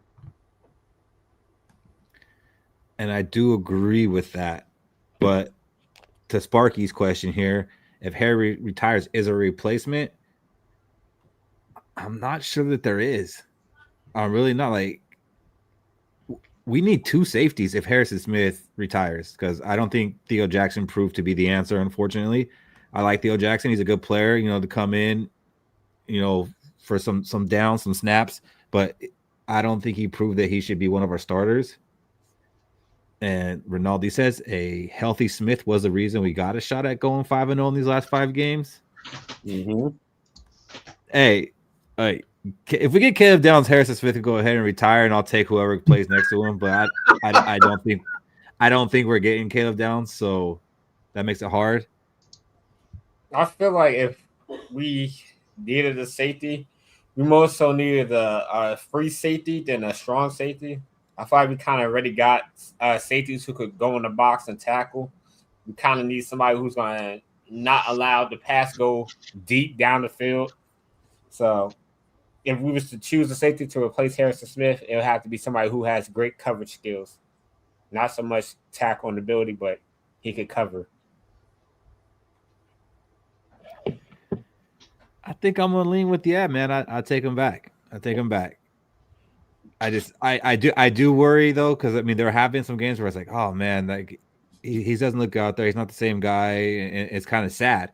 I would be a little bit worried that we get a whole season of that, and that could kind of actually tarnish the legacy, kind of like what Russell Wilson's doing right now. Like seeing Russell Wilson the past few years, you forget how great that dude actually was.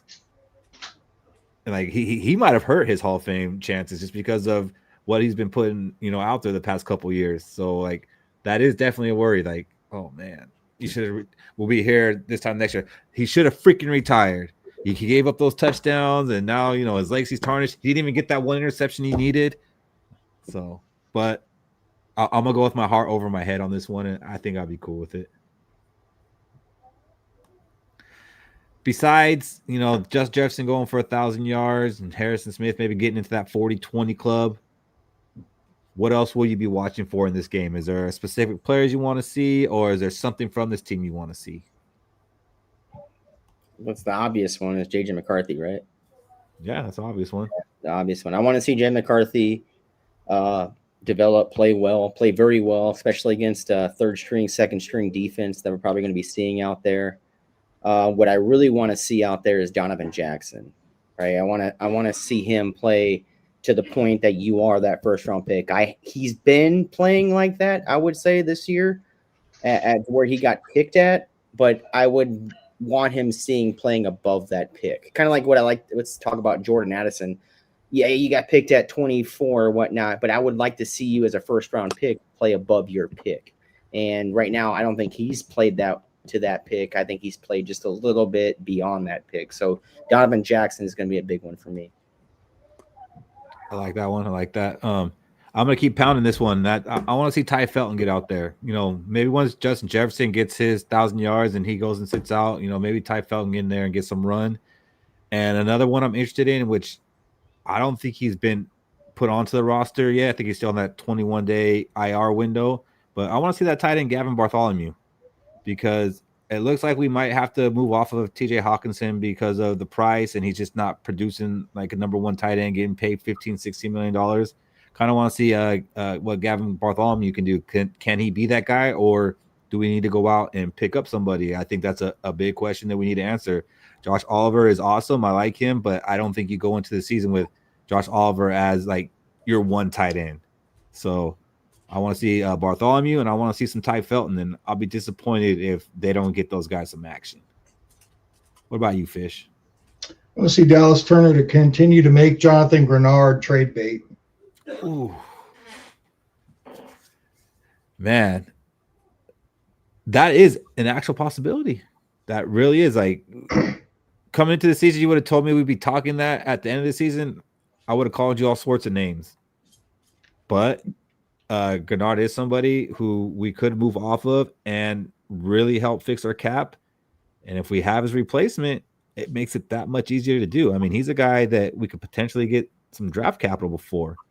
Ultimately, I would like to have Grenard here, but there is a way that we have to move off of him and make our team better. So Dallas Turner, he needs, I think, 1.5 or 2 sacks and Van Ginkel not to get one to end up leading this team in sacks. With Shaq, I know that's not going to hit your hot take, but it still be something to hang our hats on, that Dallas Turner led this team in sacks. Who do you want to see, Shaq? I'm actually just want to see at least 35 rushing attempts. I'm trying to see KLC develop this run game and blend it with JJ McCarthy's pass game.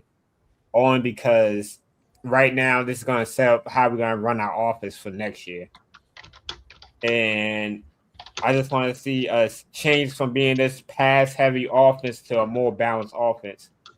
Yeah, we kind of throw a lot, and then we do have, the rushing attempts, but I feel like it was never consistent. And then when we do run the ball, it's blatantly we're running the ball, and we don't really gain as much yardage as we should.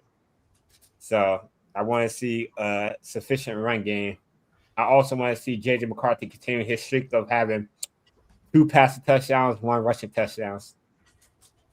Mm-hmm. People forget about that, I think. I don't. Yeah, it's because they're casuals. They don't pay attention to everything. Only the negatives. Yeah. That is true, Michael Fish. The defense has been looking pretty dominant without Grenard out there. And don't get me wrong, when Grenard's on the field, he has looked like the best player on the defense. Like all those almost sacks, like Almost. they do count for something. Pressures do count for something. He had a lot of them. High motor, getting back there. He's a great player. I'm not saying let's get rid of him. I'm just saying there is a silver lining possibly. And they are going to have to get rid of some players. There are going to be some moves that have to be made, and that could end up being one. Yes, Leonard, there is other ways to clear cap space, absolutely, but Grenard would be one of the easiest ones that doesn't have a lot of dead cap associated with it. And if you already have his replacement on this team, you're not like, okay, now we got some cap and we got to go get this guy's replacement. And we also need that draft pick to replace the one we lose for getting Mac Jones. That's one way to look at it. That's one thing I would agree with Quessy drafting Dallas Turner after we had 2 outside edges already on the team, is he was planning for, okay, I got these guys for this length of a contract. Let's see where they're at year 2. And then it's going to be a lot easier to rip the Band-Aid off that guy and then in place this guy. So that's one thing Quessy did smart. Yeah. Only problem is we got to hope Van Ginkel stay healthy. Because after that, if we get rid of Grenard and then Ginkel is hurt. What if Quessy's thinking about this draft and going after edge too? Oh, my gosh. I'm tired of drafting the same positions. We need to draft other positions. Hey, Shaq, I hate to break it to you, but our defense was kind of ass without Van Ginkel with Grenard on the field. Mm-hmm. I know. So take off Grenard, have Dallas Turner, and no Van Ginkel. How's our defense looking? All I'm saying, I think I said this though to you before. I think that's Dallas Turner's side. That's his side, the side Grenard's lines up on typically. It feels like what we're doing with quarterbacks. What teams do is, hey, we'll draft one, let him develop behind a guy, and then we place him. And it's kind of smart because the edge is probably the 3rd most important position in football. He's gonna have to body slam Clayton Tune, Sparky. Yeah. All right, so we are still talking about this Viking-Packer game, and we should do score predictions since it's the last one we're going to get to do score predictions on. And for those that don't know, we actually have a little game with this that's been a season-long thing, and I've been keeping up with it every week, keeping score of where we're at for the season. And so how it works is you get 1 point for picking the correct winner. You lose a point if you pick the wrong winner. So that's to try to keep us from picking Vikings every week, because if you pick them and they lose, you lose a point, which that didn't deter us at all because we're just some freaking homers every week almost. You get 1 point if you pick the score correctly for the Vikings, or you get within 2 points. You get 1 point if you pick the opponent's score or within 2 points. Now, there's a 5-point bonus, which is kind of a big deal.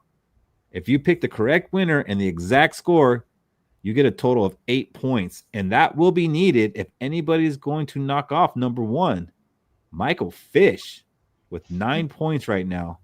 Cody's at 4, I'm at 1, and Shaq is at -1.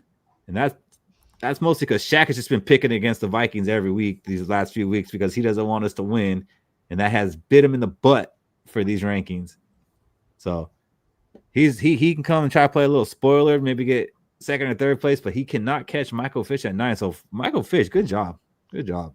Like likely not going to get caught unless you fail this one or me and Cody nail it. Even then, I can only really tie you. So let's go ahead and do these final score predictions of the season for the Vikings. I think we'll do some other predicting for the playoffs. You want to go first or last, Fish? Let me start it off. Go for it. My prediction for this game coming up this Sunday is the Green Bay Packers 46 and the Minnesota Vikings 29. Oh, he losing. We coming back, boy. I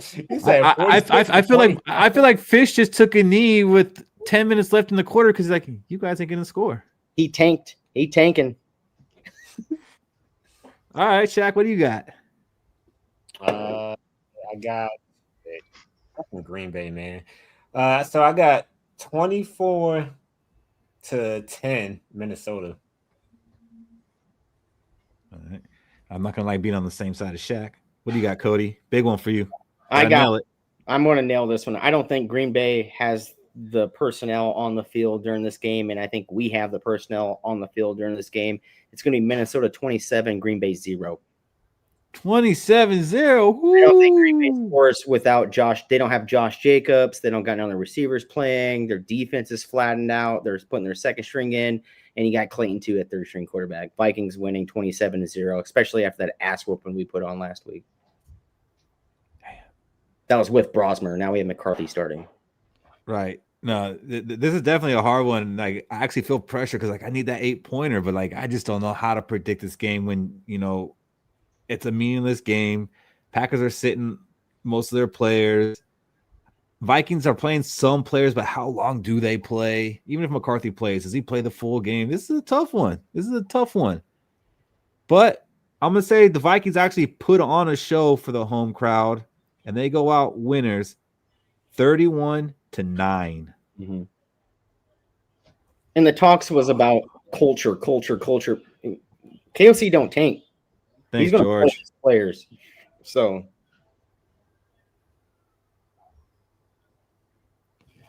appreciate that, George. Yeah, no, this team's not going to tank.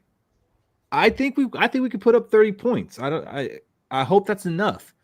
It's just, is the defense going to stop them from scoring a touchdown? Because basically I'm banking on 3 field goals with this one. Oh. 2-1, baby. 2-1, 2 field goals. McCarthy. What do you guys got in the chat for this game? Vikings, Packers. What's the score going to be? I should have asked first, so then I could have stole one of yours. Rinaldi 19-12. I hate to say it, but week 18, meaningless game. Got 19-12 written all over it. What was yours again, Fish? Do you remember? 46-29 Packers. It's gonna be fucking 46-29. I don't think we bench any of our stars. Oh, wait, hold on. You took Packers on that one? Yeah.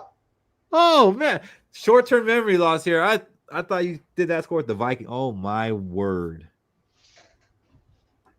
Sarah's got 35-0. Upping you, Cody. Hey, it's nasty. Cody, you want to go 42-0? No, I'm going 27. We ain't benching our starters. Every one of these guys needs paydays, and they're going to get them. 12-3 says Robbie. 17-17. Come on. I'd rather have Fish's score come true. What is Jonathan Allen away from 250K? 1.5 sack? He playing the whole game. 1.5 sacks against 250K. He's playing the whole game.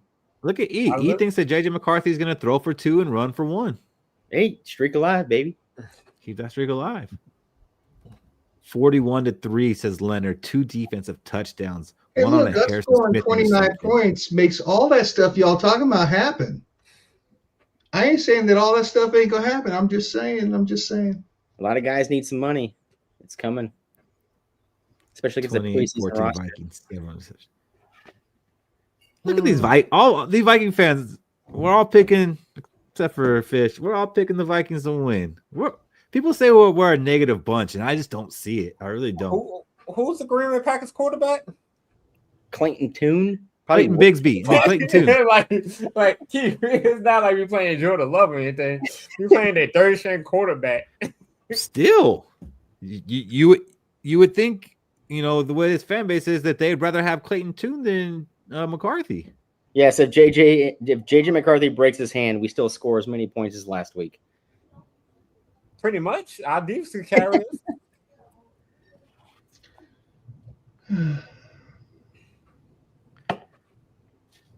I don't know what Gjallarhorns or prophecies, Fish. Gjallarhorns. Mm. I don't like those. I got a good one. It's not bad. It's just there. Go ahead, Cody. So the Minnesota Vikings downfall this year was something that I think I brought up at the beginning of the year. Everything rode on the quarterback situation with JJ McCarthy. We were either going to succeed or we were going to fail. And then I went full JJ McCarthy, full let's go after that first game. I'm ready to rock and roll. The downfall of the Minnesota Vikings this year was because they started 3 different starting quarterbacks on the year. We'd be playing in the playoffs or for a playoff game if we only started 2. That is my Gjallarhorn.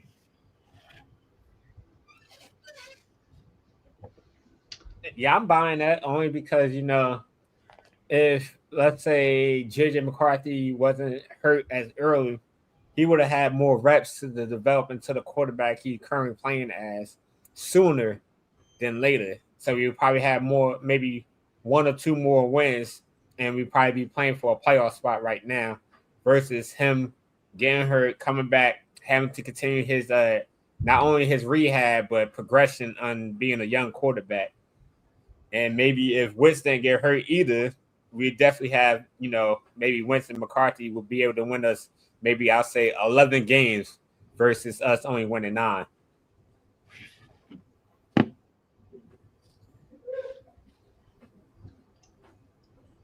Well, okay, so let me break it down here on our losses that didn't involve JJ McCarthy starting. That Seattle game, I don't think it would have made a difference. I don't think we could have won that game even with JJ McCarthy. So who did Carson Wentz lose to? He lost to the Steelers in London, and then he lost to the Chargers. And he lost to the Eagles. Yeah, he could have flipped one. He could have either flipped that Eagles game or that Steelers game. Mm-hmm. Yeah. We would have had one more win with JJ McCarthy. I agree. Oh man, how is the chat taking that one? Well, they're pretty good. Tiny is all about it.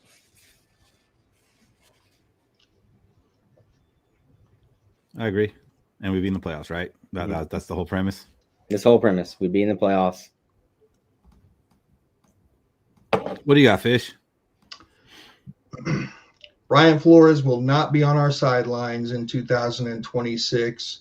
And our new defensive coordinator is going to get rid of this positionless football bullshit, and we're going to go back to a base 4-3 defense. Don't. I'm trying to make a homer sound. Dope. Now, Fish, before we speak on this, is that a good thing? Yeah. The way I see our defense lining up, I see Redmond and Allen in the middle. I actually don't see us getting rid of Jonathan Grenard in this situation. I think Jonathan Grenard can play with his hand in the dirt. I don't know who would be on the other side, but then I see our 3 linebackers in the back being Cashman, Van Ginkel, and Dallas Turner. And I think it covers up some woes. Man,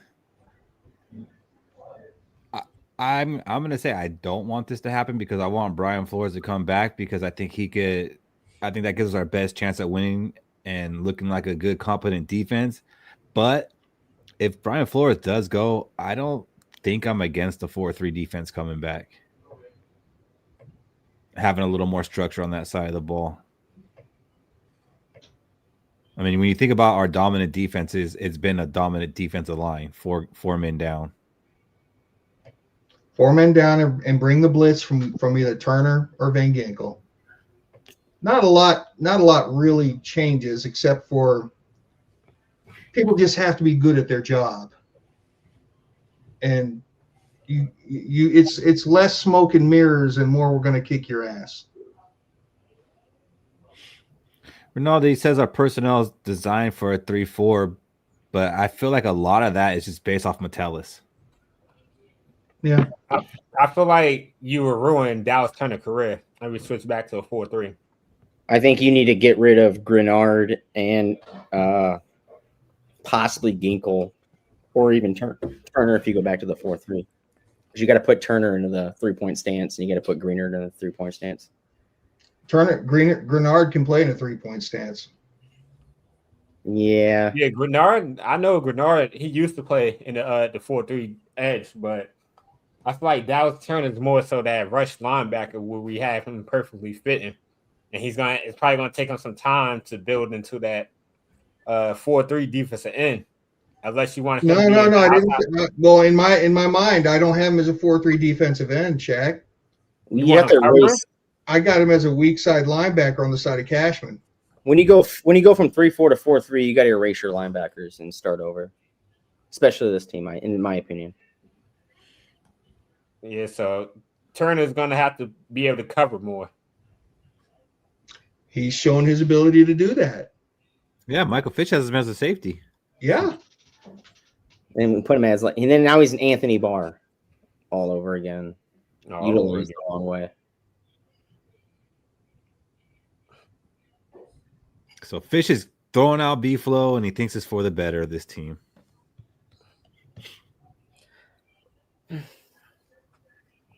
I actually think that's pretty hot because I think universally people want to keep Brian Flores. Mm-hmm. But Fish has never been one to go with the grain. You got one for a Shaq? Yeah, pretty much my stance is KOC learned his lesson this year, and we're actually going to be a run-oriented team next year versus this pass-heavy team with a young quarterback, because he's going to see the error of his ways of trying to force Justin Jefferson, force J.J. McCarthy to throw 40 times a game is not working for this offense. And teams are going to not let up.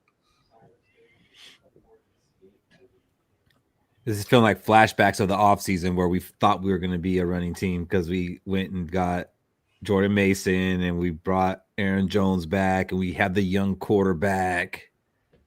And I was like, no, for reals this time. For reals this time.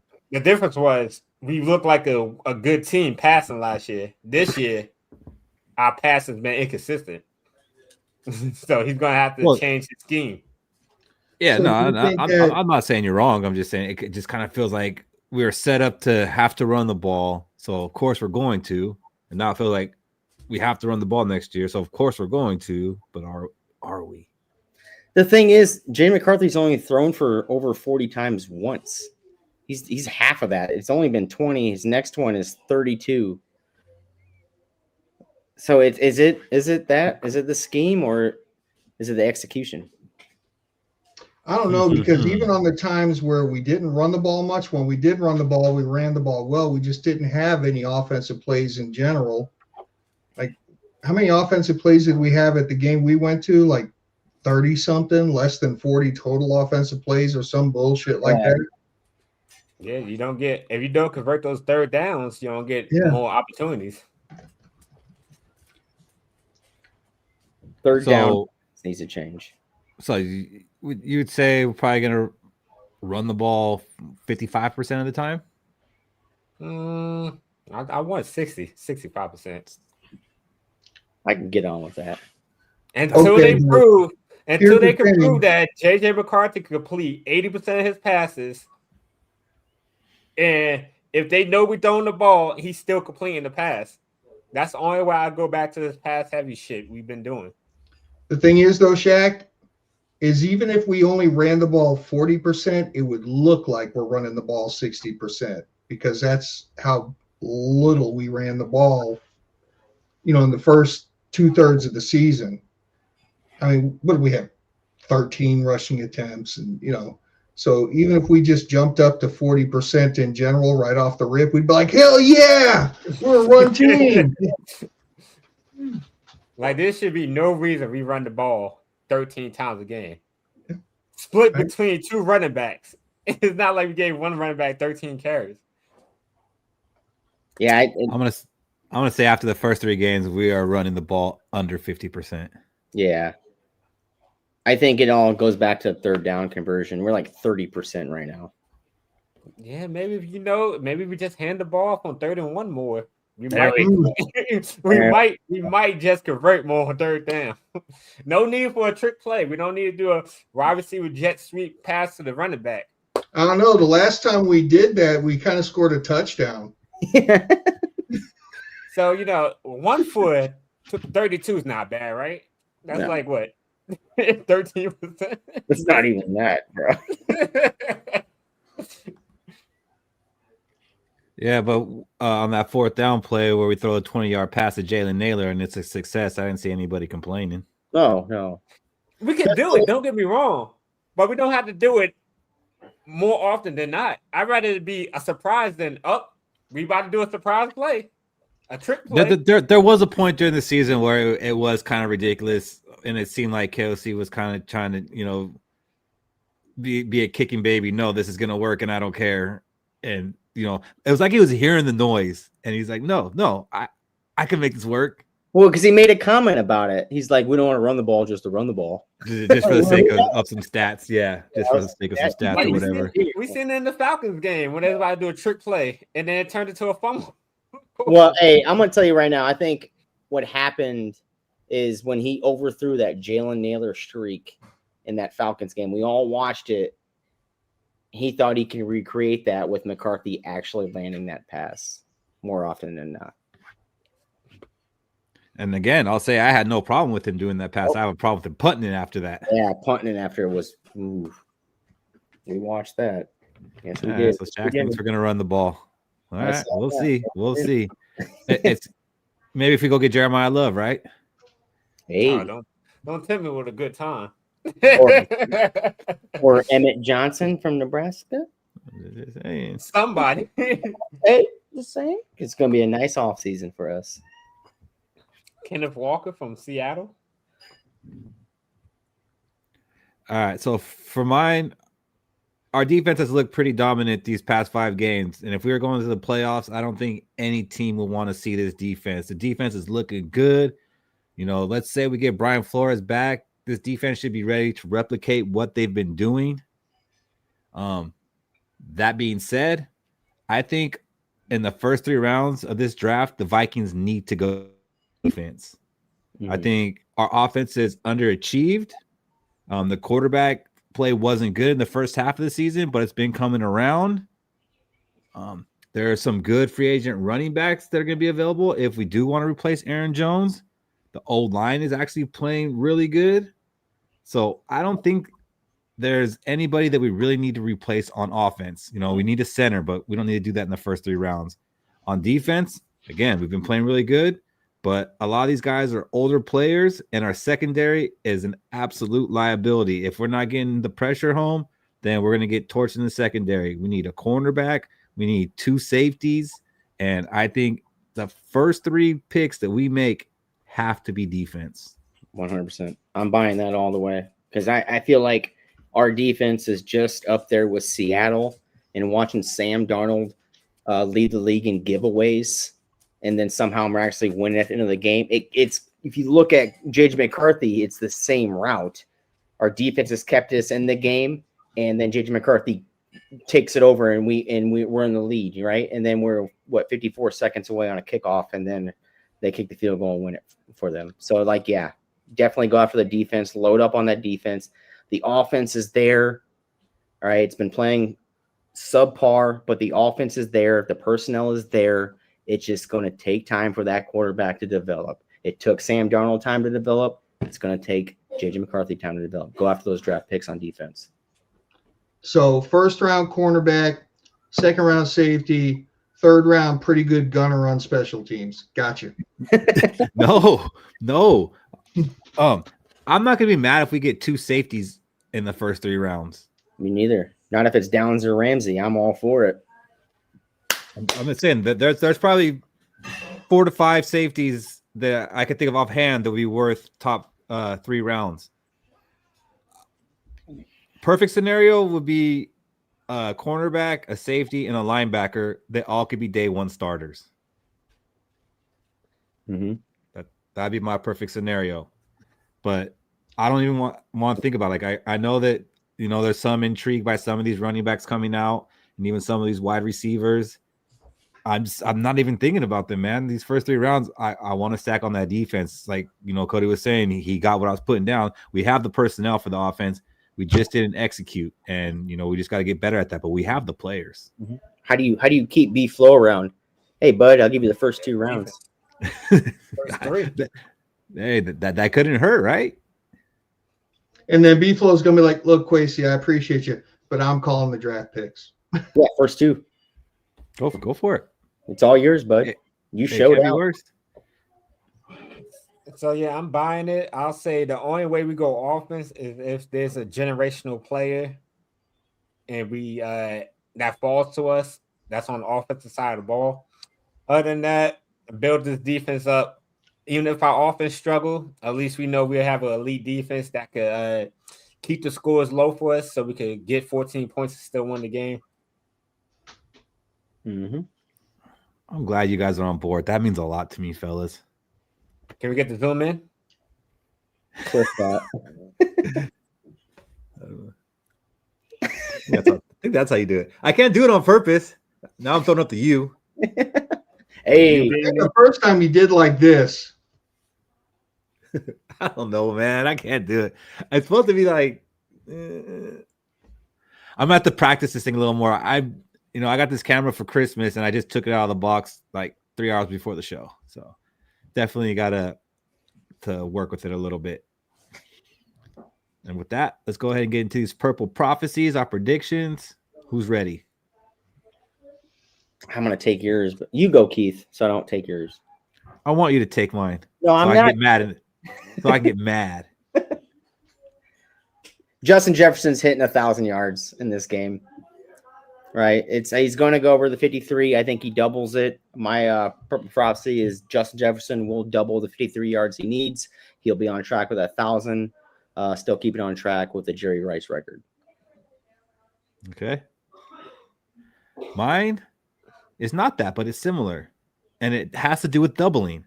Right now, Justin Jefferson has 2 receiving touchdowns this year. I think he doubles that on Sunday and gets 2 for 4 on the season. I'm going to be really interested to hear Michael Fish's with the score prediction he had, but I'm going to wait. What do you got, Shaq? I got a parlay. So I feel like J.J. McCarthy's going to break some random record against the Packers, whether it be a season record or a game record. And then the next one is Jordan Addison is going to have a career game. A 2-legger, that's not bad. Okay, I like it. I think that's the 3rd time he's done the Jordan Addison career game. It's going to happen. It's got to happen. And you're right. It's going to be like J.J. McCarthy is the first 22-year-old quarterback to wear the number 9 to complete 10 straight passes. Go hit. It's going to hit. It's going to make $5. It's just funny, like the stats they come up with, the records they come up with. Like, what made you look that up, and how did you narrow that down? What's that database? Can I get access to it? Silverliningsplaybook.com. I think literally the NFL has a list of just records, and then they send it to the media so they have some talking points.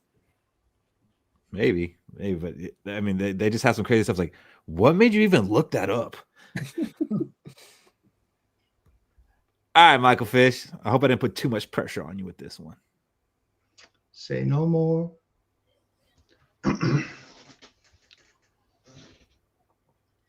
I've been giving this a lot of thought, and I'm here to tell you that in this game, this precious game against our bitter rival, Ty Felton is going to have his first receiving touchdown in the NFL.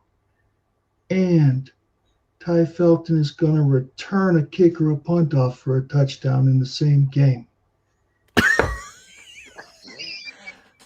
Hey, I guess You killed it. You killed it. I'm sorry. You had it. Damn. I thought my hot take was hot. I mean, his was already hot that Ty Felton was going to get the touchdown, but then he's got to throw the kick return. You know what? I've doubted Fish so much this season, and then things he says have like either hit or come very close. So like, I'm treading lightly here.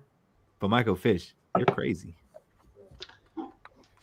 Everybody thinks genius is crazy when they're too close to the sun. But then you get a little distance and you realize that was a smart motherfucker. Never doubt me. You hear me? Paisan. Too close to the sun. Oh, man. Like the stuff you're saying, I'm like, are these movie quotes, or are you just coming up with this off the top? I'm just coming up with this shit, dude. It's fucking brilliant.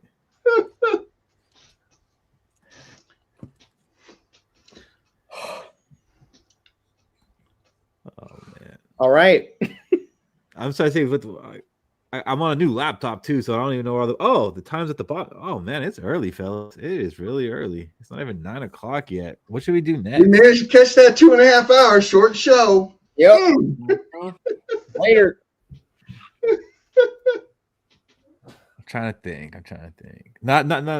We're gonna end this thing. I'm trying to think if we're gonna go live again before aftercare, but probably not. All right. Final words. What do you got, Shaq? Final words. Thank you for everybody who joined us this season as we come to a near close. This will be our last, Thursday show of the season. And I just want to thank everybody for tuning in this whole season with us. We had some ups and downs.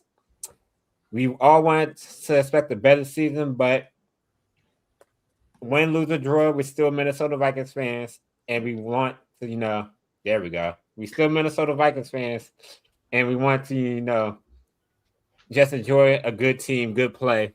And if you guys are feeling real generous, you can send donations to the Let's Go on Cash App, or you click the $ on YouTube and send a donation that way, like George did earlier. And we greatly appreciate all donations. With that being said, Happy New Year's to everybody. Let's go. Love it. Michael Fish. For Vikings fans, by Vikings fans. And don't forget, in the off season is where we get the creativity going, because we don't have that crutch of having a game coming up. You know what I'm saying? So I'm going to talk to Shaq and see if we can get us a playoff power ranking Sans Vikings video going.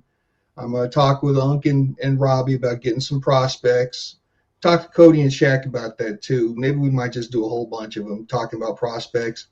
And look at here, guys. This is when we really get going and make this show worthwhile after the season.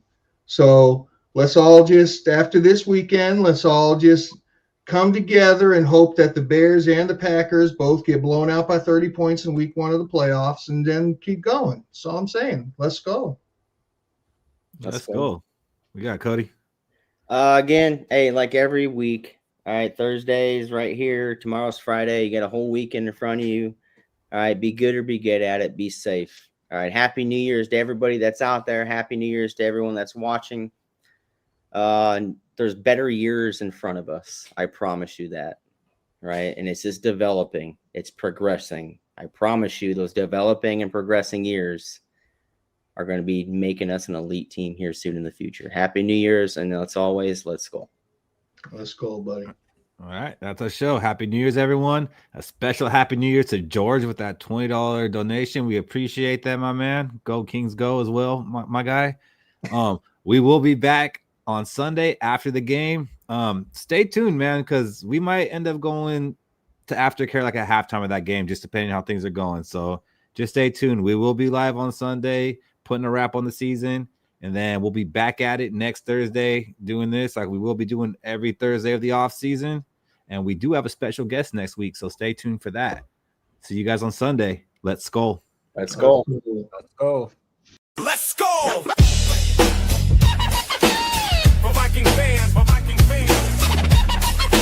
Minnesota Vikings.